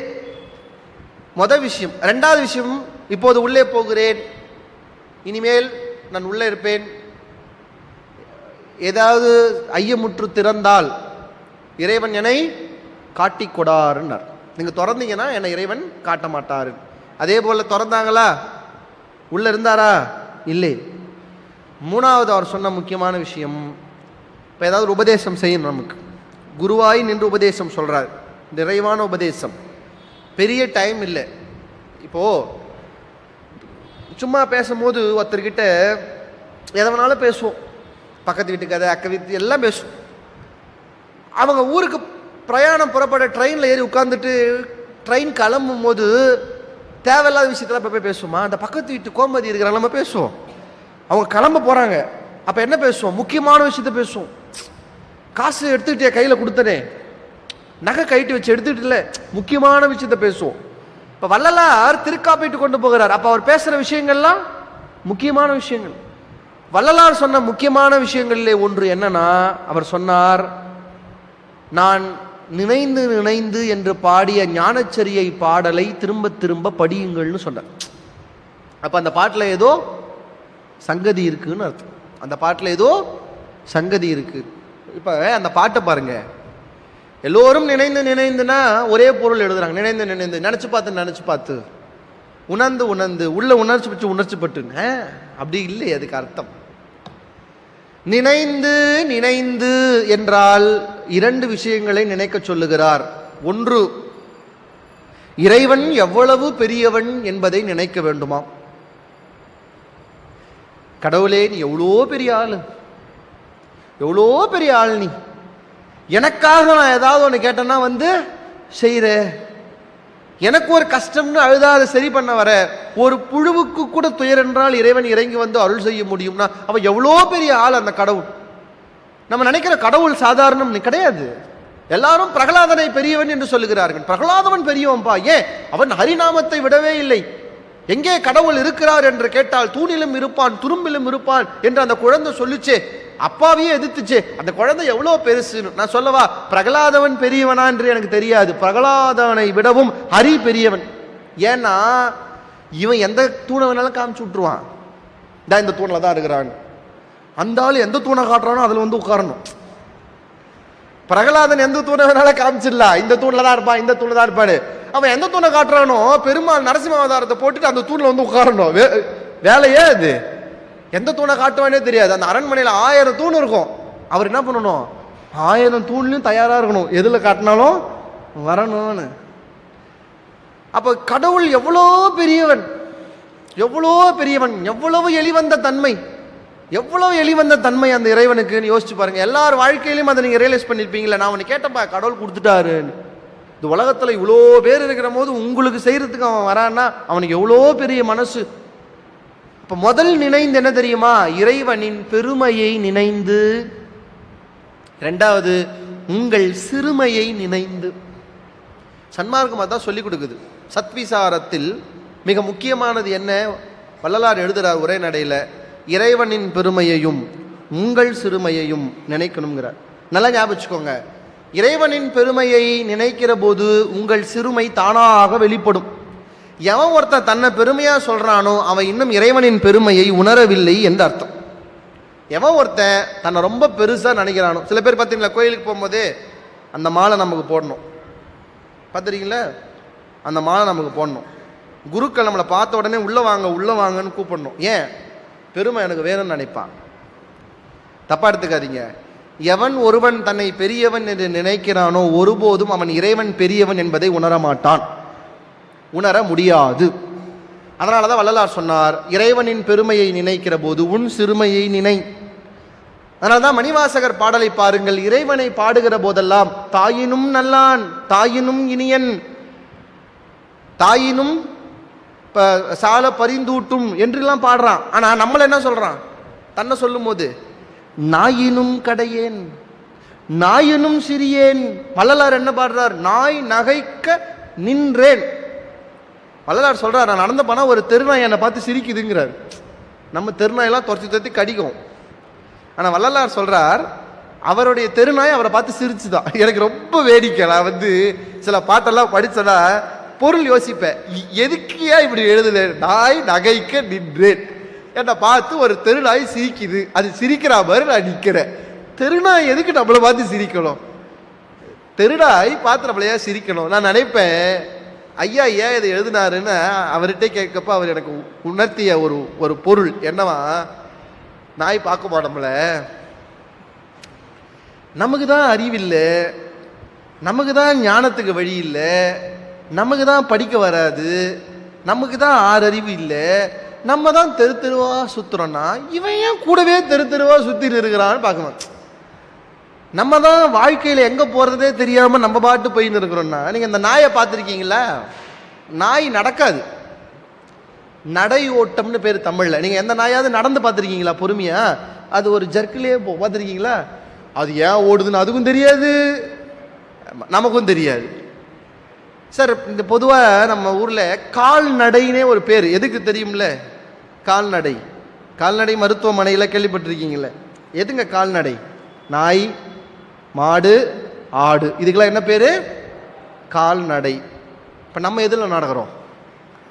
என்னங்க நம்ம எதில்? நம்ம என்ன பேய காரைக்கால் அம்மையாரா தலைகீழ கையில் நடக்கிறோம்? காலில் தானே நடக்கிறோம். அப்போ நம்மளாம் கால்நடை தானே. என்னங்க கால்நடையே இல்லையங்க, நம்மளாம் கால்நடை தானே. ஆனால் நமக்கு கால்நடைன்னு பேர் இல்லை. யாருக்கு அந்த பேர்?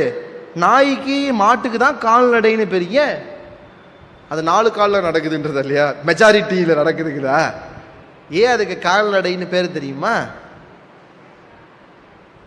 அது ஆடும் சரி, மாடும் சரி, நாயும் சரி எப்படி நடக்குமா? இங்க போகணும்னு நடக்காதான், கால் எங்க போதோ அங்க அது பாட்டு நடக்குமா. கால் போன போக்கில் நடை போகும். எரும மாடு என்னைக்காவது அந்த 300 மீட்டர்ல நல்ல புல் இருக்காமா போய் அங்க போய் மேயலான்னு போவோமா? அது பாட்டு மேய்ஞ்சிட்டு போகும். ஆடு அது பாட்டு போய் பழத்துல விழுந்துடும், அதுக்கு தெரியாது. ஏன்? அது கால் எங்க போதோ அங்க போகும். நீங்க நாய் பார்த்துருக்கீங்களா? இந்த பக்கம் போகும், இந்த பக்கம். அந்த பக்கம் ஏன் போச்சுன்னா அதுக்கு தெரியாது, இந்த பக்கம் ஏன் வந்ததுன்னா தெரியாது. பெரிய ஐஏஎஸ் ஆபீசர் மாதிரி இங்க ரவுண்ட்ஸ் போற மாதிரி போயின்னு இருக்கும். ஏன்? கால் எங்கு போகிறதோ அங்கு நடை போவதால் அதற்கு கால்நடை என்று பெயர். மனிதன் மட்டும்தான் கால் போன போக்கில் போகாமல் மனம் போன போக்கில் போவதால் நமக்கு மனிதன் என்று பெயர். நம்ம கால் போன போக்கிலே போறவர் அல்ல, நம்ம மனம் போன போக்கிலே போகிறவர்கள். இப்ப நான் ஏன் சிரிக்குதான்? நான் தான் கால்நடை கால் போன போக்கில் போறேன், நீ ஏன்டா கால் போன போக்கில் போயிட்டு இருக்கேன்னு பார்த்து சிரிக்குதான் அந்த நாய். அதனால வள்ளலார் சொல்றாரு, நாய் நகைக்க நின்றேன். நாய் என்னைக்காவது நீங்க நாய் நம்மளை பார்த்து சிரிக்குதுன்னு பார்த்து இருக்கிறீங்களா? இனிமே போய் தெருநாய் கொஞ்சம் நின்று பாருங்க, அது உங்களை பார்த்து சிரிக்கும் பாருங்க, சிரிக்கும். நீங்க கொஞ்சம் ஓவரா பேசினா கடிக்கும். அப்போ பெரியவர்கள் நமக்கு என்ன சொல்லி தருகிறார்கள்? இறைவனின் பெருமையை நினைந்து உன் சிறுமையை நினைந்து. இந்த ரெண்டுமே யார் ஒருத்தர் செய்றீங்களோ அதுதான் முதல் படி. இறைவனை பெருமையா சொல்றேன் சார், என்னையும் நான் பெருமையா சொல்லிக்கிறேன் சார். இன்னும் எங்கு ஆணவம் அழுந்தப்படுகிறதோ அங்குதான் ஆண்டவன் முளைக்கிறான். ஆணவம் அழுந்துறதுன்னா என்ன தெரியுமா? உங்களை எவ்வளவுக்கு சிறுமையாக்குறீங்களோ அதுதான் ஆணவத்தினுடைய குறைவே. நீங்க பெருமையா சொல்றீங்கன்னா உங்களுக்கு என்ன இருக்கு? ஆணவம் இருக்குன்னு. நான் முதல்ல ஒரு வரி சொன்னேன், ஞாபகம் இருக்கா? இறைவனை அடைவதற்கு ஒரே வழி அழுதல். அழுதலும் ஆணவமும் எதிர் எதிர். ஆணவம் இருக்கிறவன் அழவே மாட்டான், பார்த்துருக்கீங்களா? அழறதுக்கே என்ன பேர் நம்ம ஊர்ல? கோழத்தனம்னு பேர். அப்படித்தானே சொல்லுவான். என்னடா அழாம இருப்பான், அவனை என்னன்னு சொல்ல பார்த்துருக்கீங்களா? அவன் அம்மா சுத்தது கூட அழறான், அவன் கல்லு மாதிரி நின்னான்டா. அது ஒரு பெருமை, ஆணவத்தின் வெளிப்பாடு. அழாமல் இருப்பது. அழுதால் உன்னை பெறலாம்னா என்ன அர்த்தம்னா அழறதுன்னு அர்த்தம் இல்லை, ஆணவத்தை விட்டாத்தான் அழவே முடியும்.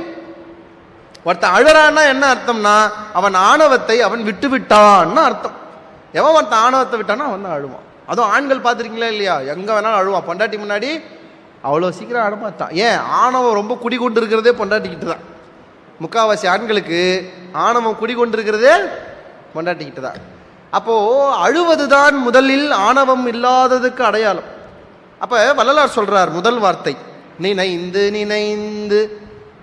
இப்போ நான் உங்களுக்கு நான் சொல்கிறேன் இதெல்லாம் திருவருளை பெறுவதற்கு வழி. முதல் விஷயம், இறைவன் எவ்வளவு பெரியவன் என்பதை நினைந்து, நீங்கள் எவ்வளவு சிறியவன் என்பதையும் நினைந்து நினைந்து நினைந்து உணர்ந்து உணர்ந்து. இப்போ 2 உணர்வு வரணுமா? என்ன உணர்வு தெரியுமா?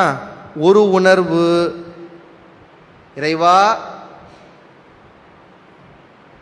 நான் எந்த உயிருக்கும் எந்த தீமையும் செய்யாமல் என் வாழ்க்கையை வாழுகிறேன் என்பதை உணர்ந்து, எந்த உயிரும் எனக்கு தீமை செய்யாதபடி நீ இருந்து காப்பாற்றுகிறாய் என்பதையும் உணர்ந்து உணர்ந்து உணர்ந்து நெகிழ்ந்து நெகிழ்ந்து. 2 விதமான நெகிழ்ச்சி சொல்றார். ஒரு நெகிழ்ச்சி இறைவன் நமக்கு செய்கிற அருளை நினைத்து நெகிழ்வது, நாம் கீழ் இருக்கிற உயிருக்கு அருள் செய்வதை நினைத்து நெகிழ்வது.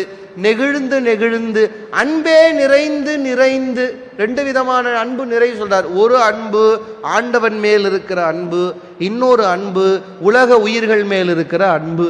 அன்பே நிறைந்து நிறைந்து. இந்த 4 வந்துச்சுன்னா இப்போ உங்களுக்கு என்ன வந்துடும்? எது வந்துடும்? கண்ணீர் வந்துடும். அதுவும் வள்ளலார் சொல்றார் எவ்வளோ கண்ணீர் வரும். உடம்பு நனைந்து நனைந்துங்கிற, உடம்பு நனைகிற அளவுக்கு உங்களுக்கு கண்ணீர் வரும். அப்படி கண்ணீர் வருகிற போதுதான் நீங்கள் நன்னிதியே ஞான நடத்தரசே என்னுரிமை நாயகனே என்று நீங்கள் பாடினால் உங்களுக்கு திருவருள் கிடைக்கும்.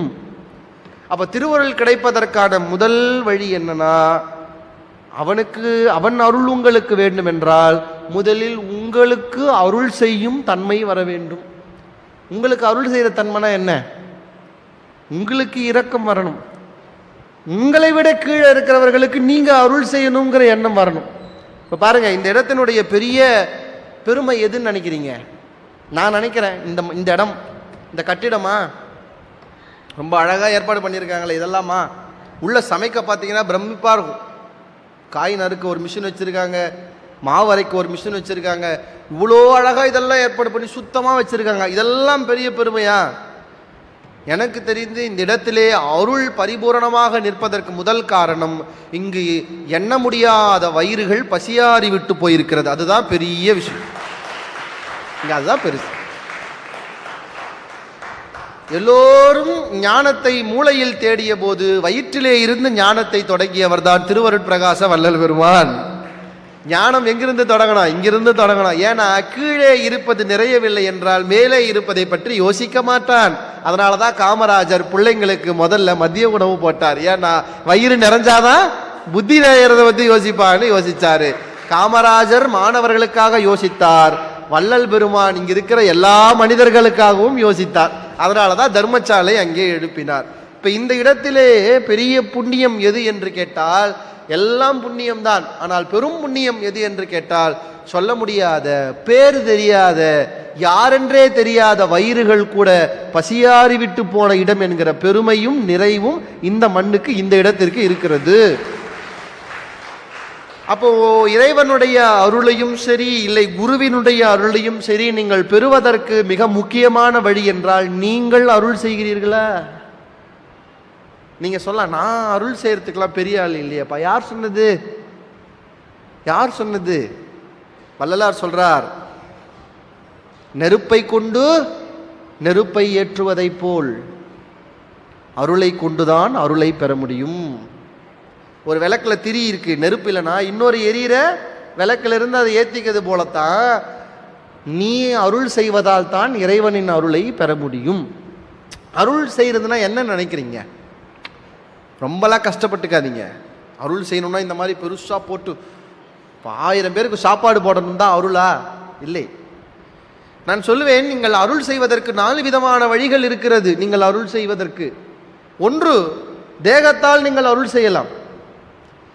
சாப்பாடு போட முடியல, என்கிட்ட காசு இல்லை, எனக்கு அவ்வளோ பெரியதா இல்லை, சாப்பாடு போடுறவங்க கிட்ட உள்ள பூந்து 2 சாம்பார் வாளியை கையில் வாங்கி சாம்பார் ஊற்றுங்க. சாப்பாடு வாங்கி இல்லாதவங்களுக்கு நீங்கள் தேடி போய் கொடுங்க. தேகத்தால் நீங்கள் அருள் செய்ய முடியுமா? முடியும். தேகத்தால் நீங்கள் தொண்டு செய்ய முடியுமா? முடியும். இல்லை, என்னால் முடியாதுப்பா, நான் பயங்கர சோம்பேறிப்பா, வீட்டிலேயே வேலை செய்ய மாட்டேன், இங்கே வந்து என்ன வேலை செய்ய சொல்லியப்பா, பணம் நிறைய வச்சுருக்கேன்ப்பா, பணம் நிறைய இருக்கா, யார் தேகத்தால் தொண்டு செய்கிறானோ அவனுக்கு பணத்தை கொடுத்து செய்யவே. இப்போ இங்கே செய்கிற மாதிரி எவ்வளோ பேர் செய்கிறாங்கல்ல, பணத்தை கொடுத்து செய்ய சொல்லு. திரவியத்தால் அருள் தேடிக்கொள். திரவியம்னா காசு, காசு கொடுத்து அருள் செய். காசெல்லாம் கொடுத்தனால பண்ண முடியாதுப்பா, காசும் இல்லை என்கிட்ட, சரி போயிட்டு போகுது. வாக்கால் அருள் செய். வாக்கால் அருள் செய்யணும் என்னன்னா, நிறைய பேர் நினச்சிக்கிறாங்க வாழ்க்கையில் கஷ்டம் வரும்போது பணம் கொடுத்து உதவணும்னு, இல்லை அவன் வந்து ஏதாவது எடுத்து போட்டு செய்யணும்னு. சில பேருக்கு வாழ்க்கையில் பெரிய உதவி என்ன தெரியுமா? ஒன்றும் இல்லைடா பார்த்துக்கலாம்டா. நீங்கள் பெரிய கஷ்டத்தில் இருங்களேன், அது நடக்குமோ நடக்காதோ, முடியுமோ முடியாதோ, யாராவது ஒருத்தர் பக்கத்தில் அப்படி தோளில் கை வச்சு, ஏய் இதெல்லாம் ஒன்றுமே இல்லைடா, ஒரு மாதத்தில் சரியாக போயிடணும்னு சொல்லுங்களேன். அதை விட ஒரு பெரிய அருள் இல்லை. வார்த்தையை விட அருள் செய்வதற்கு ஒன்று இல்லை. ஆனால் சொன்னால் தப்பாக எடுத்துக்காதீங்க, வார்த்தையிலே அருளே இல்லாதவர்கள் மனிதர்கள் தான். வார்த்தையிலே அருளே இல்லாதவர்கள் மனிதர்கள் தான். ஒன்றுமே இல்லாமல் வந்து துண்டை போட்டு உட்காந்துருப்பான். நீ போய் அவனுக்கு ஆறுதல் சொல்லலாம் கூட பரவாயில்ல, உட்காந்து சொல்லுவான், தெரியும்டி நீ ஆட்டத்துக்கு இப்படித்தான் ஒரு நாள் தெருவில் உட்காருவேன்னு எனக்கு தெரியும்பா. பார்த்துருக்கீங்களே, ரொம்ப கஷ்டப்பட்டு அவனுக்கு உடம்பு முடியலன்னு வந்து உட்காந்துருப்பான். என்னடா ஆச்சுன்னா, இல்லை தலையில் ஏதோ கட்டி வந்திருக்குன்னு சொல்கிறார். டேய் அதெல்லாம் ஒன்றுமே இல்லைடா, சரியாயிடும்டா. சொல்ல மாட்டான். இப்படி தாண்டா எங்கள் பக்கத்து தெருவில் ஒருத்தர் இருந்தான் கோவிந்தன்னு, நல்லா இருந்தான்டா, திடீர்னு தலையில் கட்டினிட்டான், அப்புறம் செத்து போயிட்டான்டா ஒரு வாரத்தில்னு. பார்த்துறீங்களே சார், தப்பாக எடுத்துக்காதீங்க. வார்த்தையிலே நீங்கள் அருள் செய்வதை விட இந்த உலகத்தில் பெரிதான ஒன்று வேறு எதுவுமே இல்லை. அதே நம்ம செய்கிறோமா? இல்லை. வார்த்தையிலே அருள் செய்தால், நான் அதான் எப்போதும் சொல்வேன், ஒரு பாம்பு இன்னொரு பாம்பை தன் வார்த்தைகளால் கொண்டிருக்கிறதா? இல்லை. ஒரு நாய் இன்னொரு நாயை தன்னுடைய வார்த்தைகளால் குறைத்து காயப்படுத்தி இருக்கிறதா? இல்லை. ஒரு எருமை இன்னொரு எருமையை தன்னுடைய வார்த்தையால் பேசி காயப்படுத்தி இருக்கிறதா? இல்லை. உலகத்தில் மனிதன் மட்டும்தான் இன்னொரு மனிதனை வார்த்தையாலே கொல்ல முடியும் என்றால் அப்படி ஒரே ஒரு உயிரினம் இந்த உலகத்தில் மனிதன் மட்டும்தான். வார்த்தை. நீங்க நீங்க நீங்க நோட் பண்ணிருக்கீங்களா இல்லையா? எவ்வளோ பெரிய சண்டைலாம் வரும் புருஷன் முன்னாடிக்குள்ள. தப்புன்னு பை எடுத்துட்டு அம்மா வீட்டுக்கு கிளம்பு போயிடுவாங்க. என்னன்னு கேட்டிங்கன்னா, அவன் போட்டு கும்மி இருப்பான், அடிச்சிருப்பான், உதைச்சிருப்பான். அந்த அம்மாவுக்கு அது எதுவுமே இருக்காது. ஒன்னே ஒன்று, ஒரு சொல் சொல்லியிருப்பான். இந்த வார்த்தை அவன் எப்படி சொல்லலாம், இந்த வார்த்தை சொல்லி என்னை எப்படி திட்டலாம்?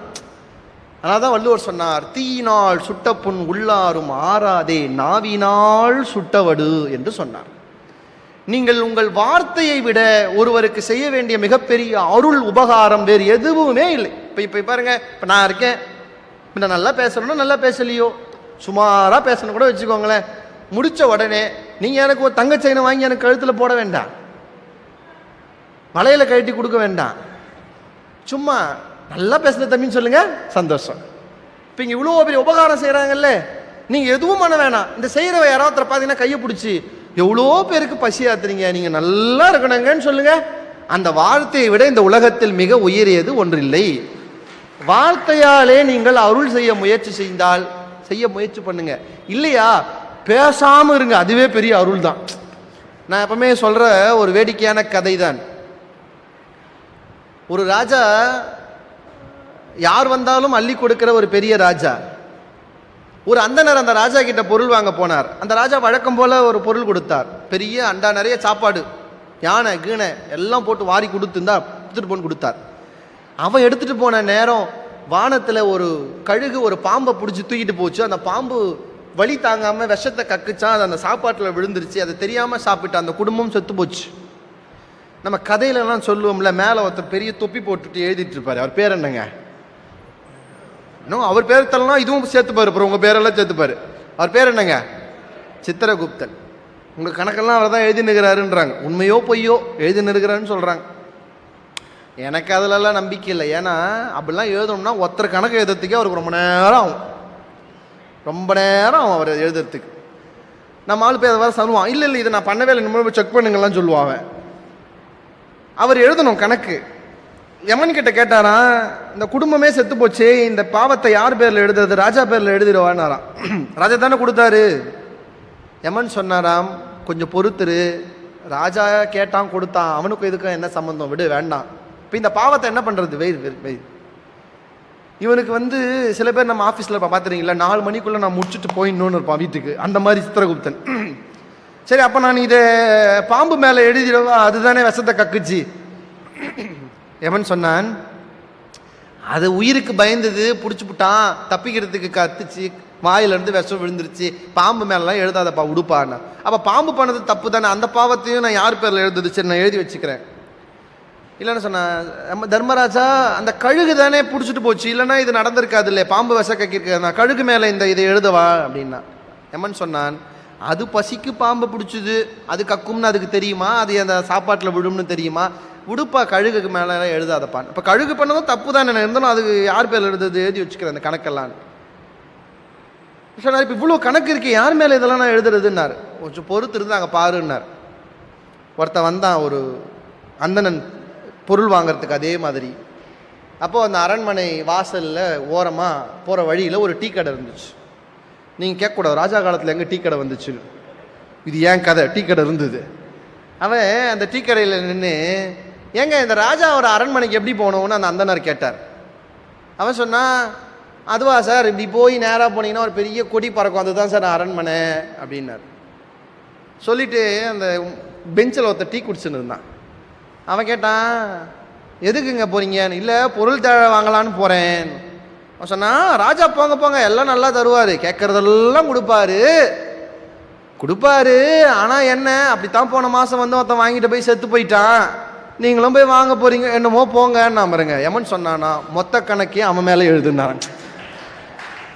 இந்த மொத்த கணக்கையும் அவன் மேலே எழுதுன்னு தப்பா எடுத்துக்காதீங்க. நம்ம பேரில் இருக்கிற பல கணக்கு நம்ம பண்ணதே இல்லை, நம்ம பேசி அவன் கணக்கையும் நம்ம வாங்கி வச்சிருக்கோங்கிறத கொஞ்சம் யோசிச்சுக்கோங்க. பல கணக்கு நமக்கு நம்ம பண்ண கணக்கே கிடையாது. நீங்க மேலே போகும்போது தான் தெரியும், இதெல்லாம் எந்த இல்லையே. ஏய் நீ பேசுறதுடா, இதெல்லாம் நீ பேசுனது மட்டுமே 4 புக்கு உள்ள வச்சிருக்கேன்வார். அப்போ இந்த வார்த்தையிலே நீங்கள் அருள் செய்வதிலே அருள் இருக்கிறதா இல்லை. சரி போயிட்டு போகுது. 4வதாக ஒன்று உண்டு. வள்ளலார் சொன்னது இது, நீங்கள் காட்ட வேண்டிய காருண்யத்தின் வகைகள் 4: தேகம், திரவியம், வாக்கு, மனம். வள்ளலார் சொன்னதை சொல்லிட்டு இருக்கேன், நானா சொல்லலை. வள்ளலார் 4வதாக சொன்னார், நீங்கள் அருள் பெறுவதற்கு எளிய வழி, மனத்தாலாவது அருள் செய்யலாம். அது என்னங்க மனத்தாலாவது அருள் செய்யலாம்னா, உனக்கு உடம்பால செய்ய முடியாது, காசு கொடுத்து செய்ய முடியாது, வார்த்தையில கூட செய்ய முடியாதுன்னா பரவாயில்ல, ஒரு நிமிஷம் தள்ளி நின்னாவது கடவுளே இது நல்லபடியா உனக்கு நடத்தி கொடுத்துருன்னு மனசால பிரார்த்தனை பண்ணு. அதை விட ஒரு பெரிய அருள் செய்யறது இல்லைங்கிறார். மனசால நினைக்கணும். எங்க நீங்க மனசால நினைச்சீங்கன்னா அதனுடைய பலனே வேற. உங்களுக்கு நினைக்க கூடாது, அடுத்தவனுக்காக நினைக்கணும். ஏன்னா நீங்கள் அடுத்தவருக்காக பிரார்த்தனை செய்தால்தான் இறைவன் உங்களுக்காகவே பிரார்த்தனை செய்வான். நீங்கள் எப்போது அடுத்தவருக்காக பிரார்த்தனை செய்கிறீர்களோ அப்போதுதான் இறைவன் உங்களுக்காக பிரார்த்தனை செய்வான். நான் வேடிக்கையாக ஒரு கதை சொல்வேன். ஒரு பெரிய தவ முனிவன் இருந்தானாம். அவனுக்கு நரசிம்மனை பார்க்க வேண்டும் என்று பெரிய ஆசை. அவன் ஒரு ஹரி மேல் பெரிய பிரியம் இருக்கிற ஒருவன். அவன் நான் காட்டுக்கு போய் நரசிம்மத்தை பார்க்க போறேன், நான் தவம் பண்ண போறேன், காட்டுக்கு போயிட்டான். அந்த காலத்துலலாம் தவம் செய்யணும்னா ஒன்று காட்டுக்கு போனோம், இல்லைனா மலை மேலே போகணும். இன்னைக்கெல்லாம் கல்யாணம் பண்ணாலே போயிடுறான், துறவியா போயிடுறேன்னுச்சு. அன்னைக்கெல்லாம் இந்த 2 வழி தான். அந்த முனிவர் போனார், ஒரு காட்டில் போய் உட்கார்ந்துட்டு ஹரியுடைய நாமத்தை சொல்லிக்கொண்டே இருந்தார். அப்போ அந்த காட்டுக்கு வழக்கமாக வர ஒரு வேடன் வந்தான். சாமி புதுசாக இருக்கீங்களே யாருன்னு கேட்டான். இந்த வேடன் சொன்னான், நான் நரசிம்மரை பார்க்க வேண்டும் என்று இங்கே தவம் செய்கிறேன். இந்த காட்டில் தான் சாமி 10 வருஷமாகிறேன், அப்படி ஒரு ஆள் இந்த காட்டில் இல்லைன்னா. நான் 10 வருஷமாக வழக்கமாக வர காடு தான், நீ சொல்கிற ஆள் இங்கே இல்லைன்னா. பார் உனக்கு அது யாருன்னே தெரியாது, நீ போனா. சரின்னு போயிட்டான்.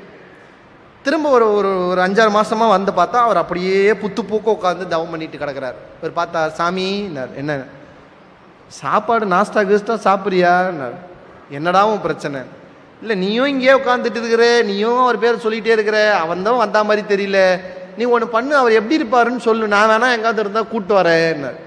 அதெல்லாம் உனக்கு புரியாதுடா போடான்னு. இல்லை சாமி சொல்லு சாமின்னு சொல்றா. நான் அழைப்பது நரசிம்மம், தலை சிங்கம் போல் இருக்கும், உடம்பு மனிதர்கள் போல் இருக்கும், அது ஒரு பெரிய பரம்பொருளின் அவதாரம் அப்படின்னு வந்து இவன் பயந்துட்டான். சிங்கம் முழுசா பார்த்துக்கிறேன், மனுஷன் முழுசா பார்த்துக்கிறேன், இது என்ன சாமி புதுசா இருக்குதுன்னு. ஆமா இதுதான் நரசிம்மம், அவரை தான் நான் பார்க்கணுங்கிறேன். சரி சாமி, அவர் பேரு நரசிம்மமா சாமி? ஆமா சரி சாமி. இவன் நேராக காட்டுக்கு நடுவில் போயிட்டு ஏ நரசிம்மா அப்படின்னு ஒரு முறை கூப்பிட்டான். ரெண்டாவது முறை ஏ நரசிம்மான்னு உடனே வந்துட்டார். வந்தோடனே பார்த்தா ஆள் தலை சிங்கம், உடம்பு நரசிம்மர் தானே அப்படின்னு கேட்டார். ஆதார் கார்டெலாம் எடுத்து காமிக்க முடியும், நான் தான்ப்பா. கை பிடிச்சி தரன்னு கூப்பிட்டு வந்துட்டார். கூப்பிட்டு வந்து இந்த சாமியை திரும்ப எழுப்பினார் பாருங்க. இவன் டென்ஷன் ஆகிட்டான், கண்ணை முடிக்கிட்டே டே உனக்கு பல முறை சொல்லிட்டேன் என்னை தயவு செஞ்சு என்னை தொந்தரவு பண்ணாதேன்னு. இல்லை சாமி நீ கேட்டுட்டு இருந்தியா, அந்த ஆளை பிடிச்சிட்டு வந்திருக்கேன். பிடிச்சிட்டு வந்திருக்கியா? ஆமா சாமி பிடிச்சிட்டு வந்திருக்காரு. யாரை பிடிச்சி? நரசிம்மர் தான் பிடிச்சி. கொஞ்சம் கண்ணை திறந்து தான் பாரு சாமின்னா. கண்ணை திறந்தா நரசிம்மம் அவர் கையை பிடிச்சிட்டு இருக்கா, நரசிம்மம் நின்றுட்டு இருக்கு. பார்த்தவன் போய் வேகமா காலில் விழுந்து வணங்கி நரசிம்மா நரசிம்மா ஹரி ஹரின்ட்டு டக்குன்னு நிறுத்திட்டு எழுந்துட்டு கோபமா பார்க்க ஆரம்பிச்சிட்டான். நரசிம்மர் பார்த்தார், என்ன திடீர்னு கோபம் ஆயிட்டேன்னு சொன்னார். நீ எல்லாம் ஒரு கடவுள, நீ எல்லாம் ஒரு கடவுள, ஏன் என்ன ஆச்சுன்னு. இனி ஒரு நிமிஷம் இரு, இவர் எப்படி பார்த்த அப்படின்னு கேட்டான். எப்படி கூப்பிட்டு வந்தேன்? இல்லை நீங்க தானே சொன்னீங்க அவர் பேரை, போய் கூப்பிட்டா 2 முறை கூப்பிட்டோன்னே வந்துவிட்டாருன்னாரு. நான் இங்க 6 மாசமா புத்து புக்கு உன் பேரை சொல்லிட்டு இருக்கேன், நீ வரல, அவனுக்கு நீ யாருன்னே தெரியாது, 2 முறை தான் கூப்பிட்டானோடனே வந்துட்டேன்றியே, உனக்கு இது நியாயமா இருக்கா? அப்ப நரசிம்மர் சொன்னதாக ஒரு கதை. நரசிம்மர் சொன்னாராம், ஆம் அவன் 2 முறை தான் அழைத்தான், நீ 6 மாதமாக தவம் செய்கிறாய், அவன் அழைத்தான், நான் வந்து விட்டேன் தான், என்ன பிரச்சனை உனக்கு? அப்ப என் தவத்துக்கு மரியாதை இல்லையா? அப்ப நான் தவம் செஞ்சேன், அப்ப அதுக்கு என்ன மரியாதை? அவன் கூப்பிட்ட உடனே நீ எப்படி வந்த? எனக்கு ஒண்ணுமே புரியல சாமின்னும் போது நரசிம்மர் சொன்னாராம், நீ 6 மாதமாக அழைத்தது உனக்காக, அவன் 2 முறை அழைத்தாலும் அவனுக்காக இல்லை, வேறு ஒருவனுக்காக அழைத்தான், அதனால் நான் வந்தேன் என்று சொன்னார். நீங்கள் எப்போது அடுத்தவருக்காக மனதளவிலே பிரார்த்தனை செய்கிறீர்களோ அப்போது இறைவன் உங்களுக்காக பிரார்த்தனை செய்வான் என்பதை நீங்கள் ஞாபகம் வைத்துக் கொள்ளுங்கள். இதுதான் நமக்கு ஆன்மீகம் கற்றுத்தருகிற பெரிய பாடம். அப்போ இறைவனின் அருளை பெறுவதற்கு இந்த 4 பெரிய வழிகள் இருக்கிறது. தேகத்தால், திரவியத்தால், வாக்கால், மனத்தால் நீங்கள் ஏதாவது ஒன்றிலாவது அவன் அருளை பெறுவதற்கு முயற்சி செய்யும். எப்படி செய்வது என்றால், இந்த நாளிலேயும் செய்து இறைவனை அடைந்த குருமார்கள் நமக்கு அடையாளமாக இருக்கிறார்கள். எப்போதுமே புதிய வழியிலே போவதுதான் கஷ்டம், ஏற்கனவே இருக்கிற வழியிலே போவது சுலபம். நமக்கு பெரியவங்க வழிகாட்டிட்டு போயிருக்காங்க, அதை ஃபாலோ பண்ணா போதும். பாருங்க, உதாரணத்துக்கு ராமலிங்க சுவாமிகள் இருக்கிறார், வள்ளலார். கடவுளை எப்படி கான்வர்சேஷன் பண்ணணும், அதாவது கடவுள்கிட்ட எப்படி பேசணும்னு நீங்க கத்துக்கணும்னா வள்ளலார்கிட்ட இருந்து கத்துக்கணும். வள்ளலாருடைய பாடல்கள்லாம் பாருங்க, அவரை மாதிரி கடவுள்கிட்ட ஜென்யூனா பேசுறது வேற யாருமே கிடையாது. வெரி ஜென்யூன், ரொம்ப அழகா பேசுவார். தடித்த ஓர் மகனை தந்தை ஈண்டடித்தாள் தாயுடன் அணைப்பல், தாயடித்தாள் பிடித்தொரு தந்தையனைப்பன், இங்கு எனக்கு பேசிய தந்தையும் தாயும் நீயே ஆதலால் அடித்தது போதும் அணைத்திடல் வேண்டும் அம்மையப்பா. எவ்வளோ அழகா பேசுற கடவுள்கிட்ட. கடவுள்கிட்ட சொல்றாரு, இந்த பார்ப்பா டியர் காட், கடவுளே நான் சொல்றது கேள். ஒரு வீட்டில் ஒரு குழந்தை வாழ்தனம் பண்ணும், வாழ்தனம் பண்ணுதுன்னு அப்பா அடிச்சாருன்னா அம்மா ஓடி வந்து பிடிச்சிப்பா, அம்மா அடிச்சாருன்னா அப்பா ஓடி வந்து பிடிச்சிருவாரு. எனக்கு அம்மா அப்பா யாரு? நீ ஒருத்தன் தான், நீயே அடிச்சுன்னு தான் யாரு பிடிக்கிறது? இங்கு பேசிய தந்தையும் தாயும் நீயே ஆதலால் அடித்தது போதும் அணைத்திடல் வேண்டும் அம்மையப்பா என்று தன் தெய்வத்தை தாயாகவும் தந்தையாகவும் நினைக்கிறதை வள்ளலார் சொல்லி தருகிறார். நம்ம யாராவது அப்படி பார்க்குறோமா? அம்மான்னு சொன்னா உங்களுக்கு உங்க அம்மா முகம் வரும், அப்பான்னு சொன்னா உங்களுக்கு அப்பா முகம் தான் வரும். எப்போது உங்களுக்கு அம்மா அப்பா என்று சொல்லுகிற போது கடவுளின் முகம் வருகிறதோ அப்போதுதான் நீங்கள் உண்மையில் கடவுளை மனதார நினைக்க தொடங்கி இருக்கிறீர்கள் என்று அர்த்தம்.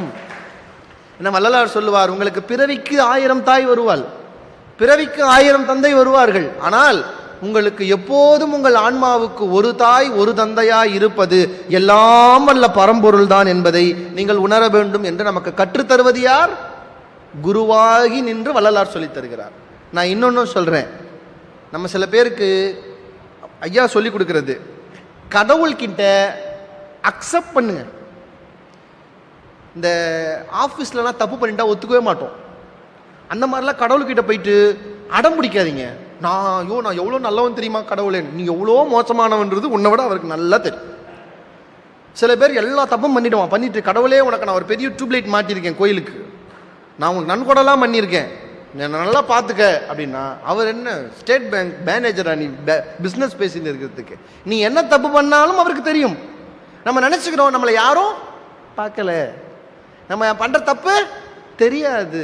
நல்லா ஞாபகம் வச்சுக்கோங்க, நம்ம வாழ்க்கையே ஒரு பிக் பாஸ் தான். நம்மளை 300 கேமரா இல்லை 3000 கேமராக்கு மேலே பார்த்துட்டு இருக்கு. அந்த எல்லா கேமராவின் கண்களும் ஒன்று தான், அது கடவுளின் கண்கள் என்கிற ஒரு எண்ணம் நம்ம எல்லோருக்கும் இருந்தால் இங்கு தவறே நடக்காது. சார் ஒருத்தன் தவறு செய்கிறான்னா என்ன சார் காரணம்? யாரும் அவனை பார்க்கலன்னு நினைக்கிறான். கடவுள் என்னை பார்க்கிறது என்கிற நம்பிக்கை இருக்கிற மண்ணில் தவறு நடக்குமா? சில பேர் அதுலேயும் செய்கிறான். சார் இன்னைக்கு ஒரு திருட்டு வீடியோ யூடியூப்ல வந்து பார்த்தீங்களா, விநாயகர் கோயில் 3 சுற்றி 18 தோப்புக்காரனை போட்டு உண்டி தூக்கிட்டு போயிட்டான்.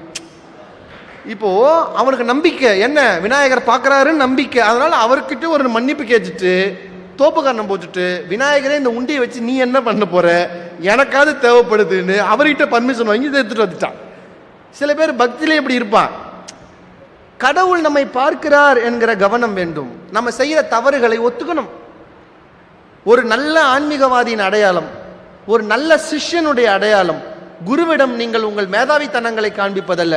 குருவிடம் யார் ஒருவன் தன் பிழையை ஒத்துக்கொள்ளுகிறானோ அவன் தான் நல்ல சீடனாக இருக்க முடியும். ஆண்டவனிடம் யார் ஒருவன் தன் தவறை ஒப்புக்கொள்ளுகிறானோ அவன் தான் நல்ல மனிதனாக வாழ முடியும்.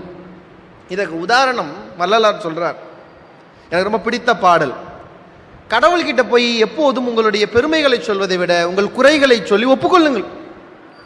எப்பவுமே நான் தான் சொல்லுவேன், சரணாகதி பற்றி சொல்லும் போது சொல்லுவேன், நம்ம சட்டத்திலேயே போலீஸா பிடிச்சா தண்டனை வேற, நீங்களா சரண்டர் ஆனா தண்டனை வேற, தெரியுமா? நம்ம சட்டத்திலேயே அதுக்கு என்னமோ ஆங்கிலத்தில் ஒரு சொல் உண்டு, அப்ரூவல் ஆகுறதுன்னு சொல்லுவாங்க. நீங்களா அப்ரூவ் ஆயிட்டீங்கன்னா தண்டனை கம்மி, அவங்களா பிடிச்சாங்கன்னா தண்டனை அதிகம். எதில்? நம்ம சட்டத்திலேயே. வாழ்க்கையிலையும் அப்படிதான். கடவுள்கிட்ட நீங்களா போய் சரண்டர் ஆயிடணும். தப்பு பண்ணாதவங்க யாரும் கிடையாது, ஆனால் தப்பு பண்ணா சரண்டர் ஆகணும். வள்ளலார் நமக்கு அதை சொல்லித்தரார். என்ன?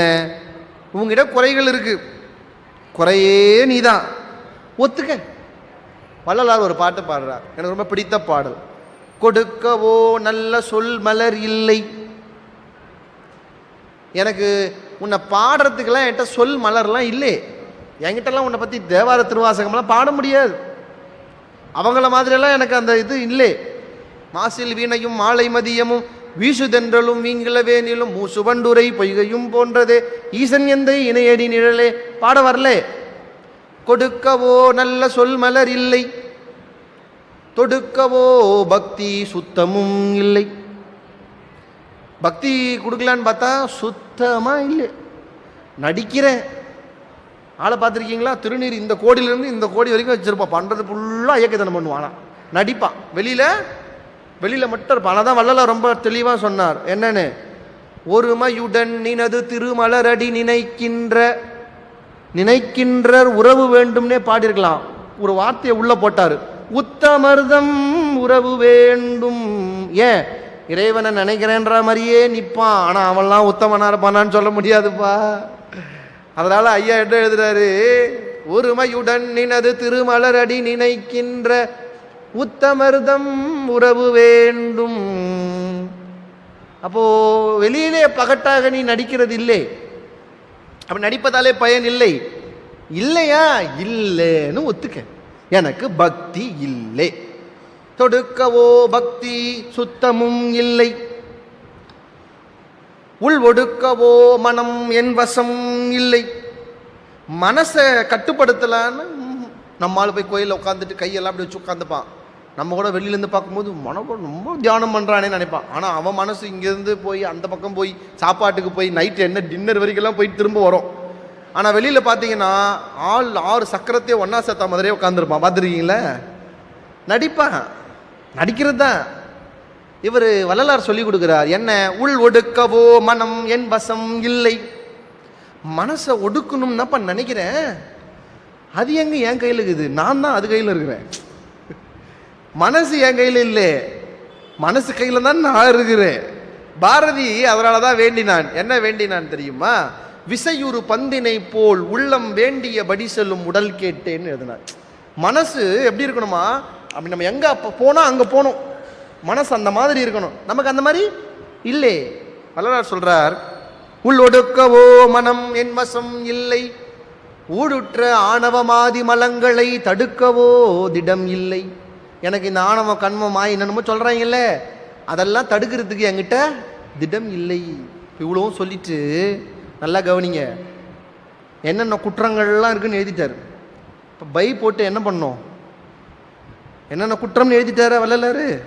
கொடுக்கவோ நல்ல மலர் இல்லை, தொடுக்கவோ பக்தி சுத்தமும் இல்லை, உள் ஒடுக்கவோ மனம் என் வசம் இல்லை, ஊடுற்ற ஆணவமாதிகளை தடுக்கவோ திடம் என் வசம் இல்லை. இப்போ இவ்வளவும் எழுதிட்டார், இவ்வளவும் மிஸ்டேக்ஸ், இவ்வளவும் குறை, இவ்வளவும் எழுதிட்டு பை யார் சைன் பண்ணணும்? நம்ம தானே சைன் பண்ணணும், வள்ளலார் தானே சைன் பண்ணணும். அவன் என்ன பண்ணார், பை போட்டு ஏனெனில் என் மட்டில் நினக்கு கருணை இல்லைன்னு கடவுள் பேர் எழுதிட்டாரு. எவ்வளோ ஆள் வில்லங்கமான ஆள் பாருங்க. இவ்வளவும் சொல்லிட்டு இது நமக்கு குரு சொல்லி கொடுக்கிற வழி. என்ன சொல்றாரு, கடவுள்கிட்ட போ, நான் எவ்வளோ ஐயக்கன் தெரியுமா, நான் எவ்வளோ திருடன் தெரியுமா, நான் எவ்வளோ மோசமானவன் தெரியுமா, நான் எவ்வளோ அழுக்கு தெரியுமா. ஆமா, ஏன் நீ எனக்கு கருணை செஞ்சா நான் ஏன் அப்படி இருக்க போறேன்னு மொத்தமா அவன் பக்கம் திருப்பி விட்டுரு, திருப்பி விடு, அவ்வளவுதான். இதை நமக்கு யார் சொல்லிக் கொடுக்கிறது? குருவாகி நின்று வள்ளலார் சொல்லிக் கொடுக்கிறார். நீங்கள் குற்றமோடும் குறையோடும் இருப்பது பிழை அல்ல, ஆனால் இதுதான் நான் என்பதை அவனிடம் ஒப்புக்கொண்டால் அவன் உங்களை ஆட்கொள்ள தயாராக இருப்பான். அவன் உங்களை ஆட்கொள்ள தயாராக இருப்பான். சுந்தரருக்கு ஓலை கொடுக்க வந்த சிவபெருமான் எடுத்த எடுப்பிலே தான் சிவன் என்று காட்டவில்லை. எப்போது சுந்தரன் தன்னை ஒப்புக்கொண்டானோ அதன் பிறகுதான் அவன் தன் யார் என்பதை காட்டினான் என்பதை மறக்காதீர்கள். அப்ப அடியாருடைய வாழ்க்கை நமக்கு உணர்த்துகிறது கதை அல்ல, வாழ்வியல். இப்ப வள்ளலார் நமக்கு சொல்லி கொடுக்கிறார், நீங்கள் எல்லா தவறுகளையும் சொல்லி அவன் மேல பழிய போடுங்க. வெரி ஈஸி, நமக்கு அது ஒன்றும் பெரிய கஷ்டம் இல்லை. சின்ன வயசுல இருந்து அதானே பண்ணுவோம், எல்லாத்தையும் பண்ணிவிட்டு பக்கத்தில் இருக்க மேலே பழி போட்டுருவோம், ரொம்ப வசதி. இவ்வளவும் சொல்லிட்டு நான் ஏன் இப்படி இருக்கிறேன்னா, உனக்கு என் மேல கருணை இல்லை. நீ கருணை இருந்திருந்தா சொல் மலர் இருக்கும், கருணை இருந்திருந்தா நல்ல பக்தி இருக்கும், கருணை இருந்திருந்தா மனசு ஒடுங்கி இருக்கும். இதெல்லாம் எனக்கு இல்லை, ஏன்னா உனக்கு கருணை இல்லை. இப்போ கடவுள் பயந்துருவாரு, ஏய் என்னடா ஏன் பக்கம் எல்லாத்தையும் திருப்பிட்டார். இது நமக்கு சொல்லிக் கொடுக்கிறது யாரு பாருங்கள், குருவாகி நின்று பெரியவர்கள் கற்றுக் கொடுக்கிற ஒரு பெரிய பாடம், பெரிய படிப்பினை. இதெல்லாம் விட்டுட்டோம், இதெல்லாம் விட்டுட்டோம். அகத்தியர் போல சித்தர்கள் சொல்லிக் கொடுத்த பக்தி முறை என்ன? இன்னைக்கு எது பக்தி? கோயிலுக்கு போவது மட்டுமே பக்தியா? குளத்திலே நீராடுவது பக்தியா? இல்லை. நமக்கு என்ன சொல்லிக் கொடுத்தார்கள் பெரியவர்கள்? கோயிலாவதேதடா குளங்களாவதேதடா, கோயிலும் குளங்களும் கும்பிடும் குலாமரே. இதோட நிறுத்திட்டீங்கன்னா பெரியார் பாடின மாதிரியே இருக்கும். இதோட நிறுத்திட்டீங்கன்னா பை ஈவே ராமசாமின்னு போட்டுடலாம். அப்படி பாடல. கோயிலாவதேதடா குளங்களாவதேதடா, கோயிலும் குளங்களும் கும்பிடும் குலாமரே, கோயிலும் மனத்துளே குளங்களும் மனத்துளே என்று சொன்னார்.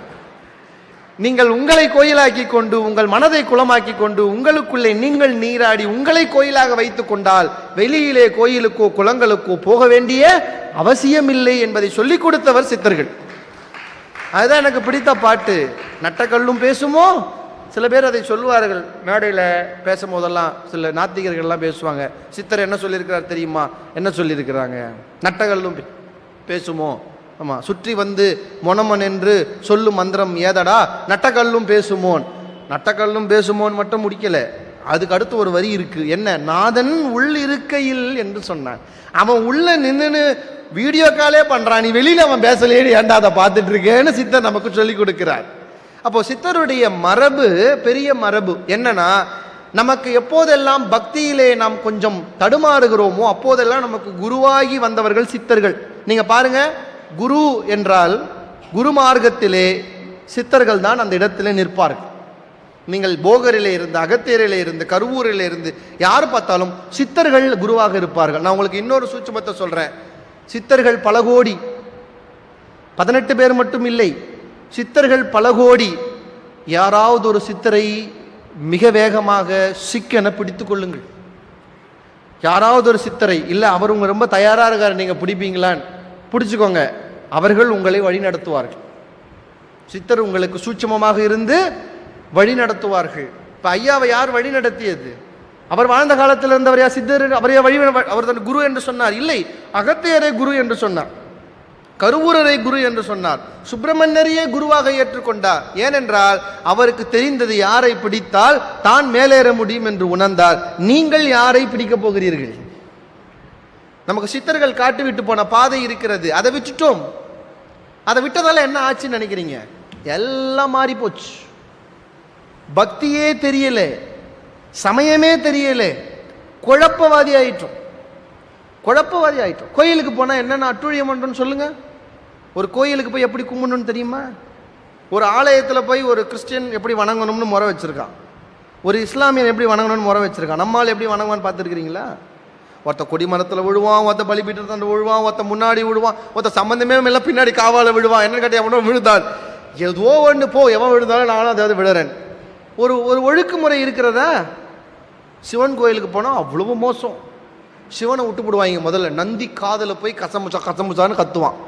என்னன்னு கேட்டால் நந்தி காதில் சொன்னால் அது போய் சிவபெருமான்ட்ட சொல்லுமா. இப்போ நீ இப்போ உள்ள போய் அவர் பார்க்க போகிறது இல்லையா? பார்க்க தான் போகிற. இப்போ இவன் சொன்னால் பரவாயில்ல, ஒரே நேரத்தில் 10 பேர் வந்து அது காதில் சொல்லுவான். அது நந்தியா இல்லை வாக்கி டாக்கியா? அது எல்லாத்தையும் கேட்டு அங்கே போய் சொல்கிறதுக்கு. அதில் வேற ஒரு காதை மூடிட்டு இந்த காதில் சொல்லணும்னு ஒன்று அங்கே சொல்லின்னு இருக்கும். அது கூட தெரியாது, அந்த காதை மூடிட்டு இந்த காதில் சொல்லுவான். எவ்வளோ மாறி போச்சு பாருங்க. நந்தி யார்? எல்லாருக்கும் குருவின் குரு நந்தி. சிவபெருமானை அணு அளவும் அகலாது அவனையே தியானிப்பதன் அடையாளம் தான் நந்தி பெருமான். நம்ம போய் என்ன பண்ணிட்டோம்? அதை விட்டுட்டோம். அவர் காதில் போய் சொல்கிறோம்.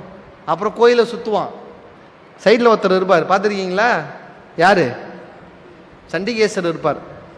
நம்மால் என்ன பண்ணான்னு பார்த்துருக்கீங்களா? அங்கே போயிட்டு கை தட்டுவான், சொடுக்கு போடுவான். என்னடான்னு கேட்டால் அவருக்கு காது கேட்காது, கை தட்டிட்டு சொல்லணும்பான்.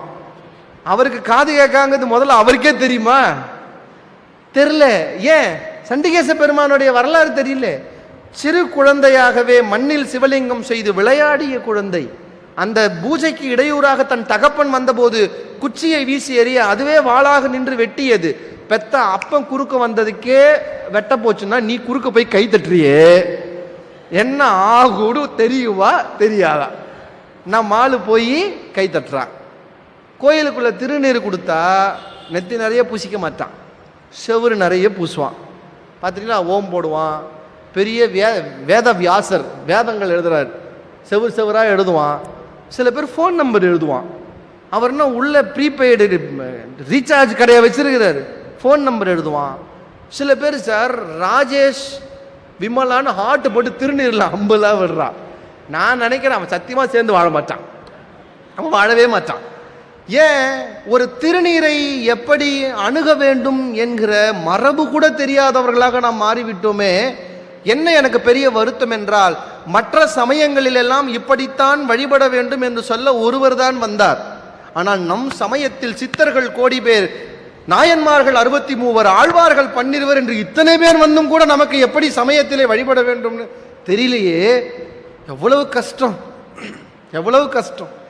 அப்போ நமக்கு எவ்வளவு குருமார்கள் இந்த மண்ணிலே இருக்கிறார்கள், எப்படி அணுக வேண்டும் என்று சொல்லிக் கொடுக்க இவ்வளவு குருமார்கள் இருந்தும் அதையெல்லாம் பின்பற்றுவதற்கு தெரியல. ஏன்? நம்ம பின்பற்றுறது வேற. நான் ரொம்ப வருத்தத்துக்குரிய ஒரு விஷயத்தை சொல்றேன், அப்படியே நிறைவரை சரியா இருக்கும். நம்ம எல்லாரும் பின்பற்றுறோம். யாரை பின்பற்றோம்னா, சமய ஆன்மீகத்தில் சரியான குருவையோ சரியான திருவையோ தேடி போகாமல் இந்த யூடியூப்பை திறந்தாலே சில பேர் வந்து பேசுகிறான். அதில் முக்கியமான 2 பேர் இருக்காங்க. எதுக்கு எடுத்தாலும் பயிற்சி தூக்கிட்டு வந்துடுவாங்க. பார்த்துருக்கீங்களா? சனி பயிற்சியிலேருந்து ராகு பயிற்சி வரைக்கும் எடுத்துகிட்டு வந்துடுவாங்க.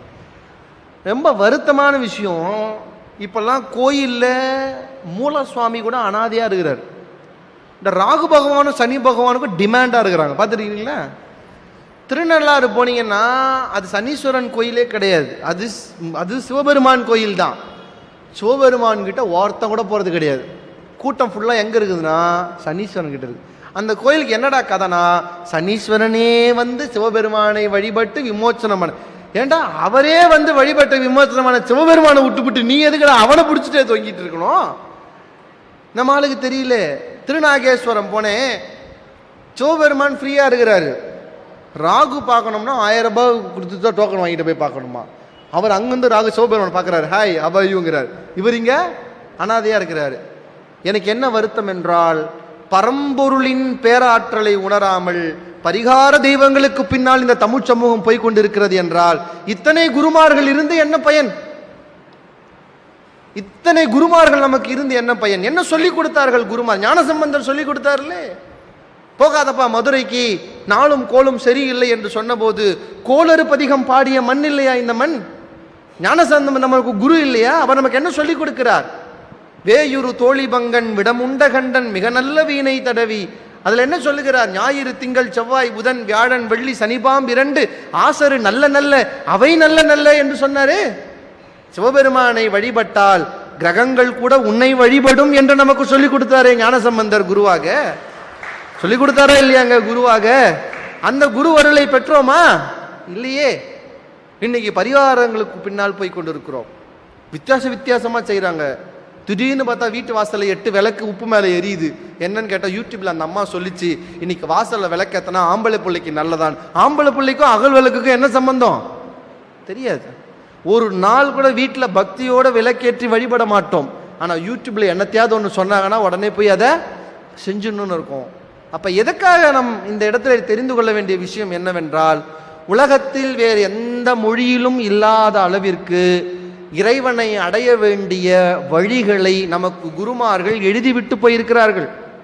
தேவாரம், திருவாசகம், 4000 திவ்ய பிரபந்தம், தாயுமானவர் பாடல் திரட்டு, குமரகுருபர் சாமிகள் பாடல் திரட்டு, திருவருட்பா என்று கொட்டி விட்டு போயிருக்கிறார்கள். சித்தர்கள் பாடல்களை கொட்டி விட்டு போயிருக்கிறார்கள். போய் தொடணும்.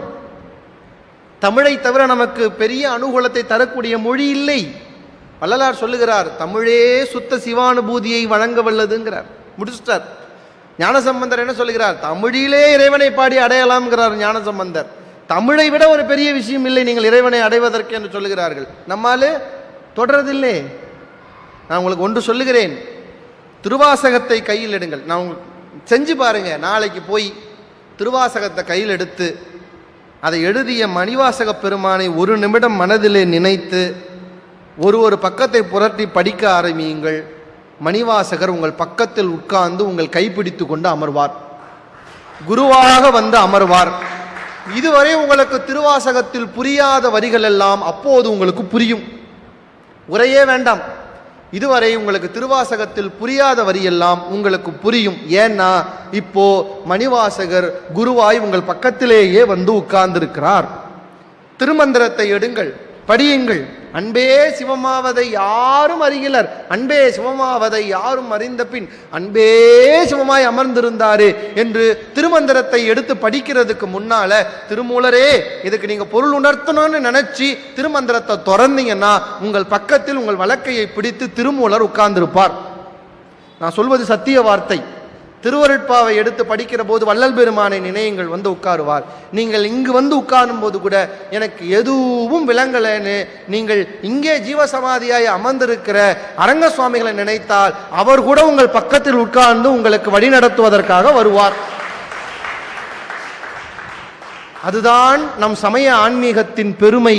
ஏனென்றால் கடவுளே வந்து நமக்கு அனுக்கிரகம் செய்யவில்லை என்றாலும் கூட குருவருளாய் வந்து கடவுள் அருளை பெறுவதற்கு வழிவகை நம்ம ஆன்மீகத்தில் இருக்கிறது என்கிற பேர் உண்மையை நாம் எல்லோரும் புரிந்து கொண்டு குருவருளையும் திருவருளையும் நோக்கி பயணப்பட்டு, நான் ஒரு கதை சொன்னேன் ஆரம்பத்தில், வாரியார் சுவாமிகள் சொன்ன கதை சொன்னேன்.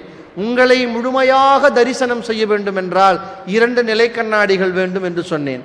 அதுபோலத்தான் கடவுளை முழுமையாக தரிசனம் செய்ய வேண்டும் என்றாலும் 2 நிலை கண்ணாடி வேண்டும். ஒன்று திருவருள், இன்னொன்று குருவருள். நிலை கண்ணாடி வேண்டும்னு நான் சொல்லிட்டேன். இனி அந்த கண்ணாடியை வைத்து கடவுளை முழுதாக பார்க்க வேண்டிய பொறுப்பு உங்களுடையது. அதை பார்க்க வேண்டிய பயனை உங்களுக்கு இறைவனும் குருமார்களும் வழங்க வேண்டும் என்று நான் பிரார்த்தனை செய்கிறேன். இங்கு வந்த எல்லோருக்கும் பூரண குருவருளும் பூரண திருவருளும் எல்லாம் வல்ல குருமார்களும் இறைவனும் வழங்க வேண்டும் என்று ஒரு உள்ளார்ந்த பிரார்த்தனையை இந்த நேரத்தில் இந்த இடத்திலே நான் வைத்து ஒரு நல்ல ஏற்பாடு செய்து கொடுத்தார்கள். சத்சங்கம் பெருமைக்குரியது, சத்சங்கம் மிகப்பெரியது. நீங்கள் 1000 நூல்களை படிப்பதை விட ஒரு சத்சங்கத்தை கேட்பது மேலானது என்று சொல்வார்கள். இந்த சத்சங்கத்தை கேட்ட உங்கள் அத்தனை பேருக்கும் இறைவனுடைய திருவருள் பரிபூரணமாக வந்து சேர வேண்டும் என்று பிரார்த்தனை செய்து, இதை இவ்வளவு சிரத்தையோடு ஏற்பாடு செய்திருக்கிற நம்முடைய இந்த ஓங்கார குடில், நான் ஒன்று சொல்கிறேன், ஓங்காரத்தோடு இருக்கிற அச்சரம் பெரிய மதிப்புக்குரியது. இந்த ஓங்கார குடிலும் அப்படித்தான். நீங்கள் திருமுறையை எடுத்தீங்கன்னா முதல் பாடல் என்னங்க? தோடுடைய செவியன். தோ இத்து கூட்டல் ஓ, ஓவிலே தொடங்கி 12ஆம் திருமுறையுடைய கடைசி வரி என்ன தெரியுமா? உலகலாம். முதல் வரியும் உலகலாம் தான், கடைசி சொல்லும் உலகலாம். பெரிய புராணம். உலகலாம்ல கடைசி எழுத்து என்னங்க? இம். ஓவில் தொடங்கி இம்மில் ஓம் என்று முடிவதுதான் 12 திருமுறையினுடைய பெருமை. அந்த ஓங்காரத்தின் பெருமை நிறைந்ததுதான் இந்த ஓங்கார குடிலும். இங்கே நான் ஏற்கனவே சொன்னது போலத்தான் பல பசியாரிய திருவருள் நிறைந்த இடம் இது. இந்த இடத்தில் நீங்கள் என்ன பிரார்த்தனை செய்தாலும் அது நடக்கும், என்ன வேண்டுதலோடு வந்தாலும் அது கிடைக்கும்.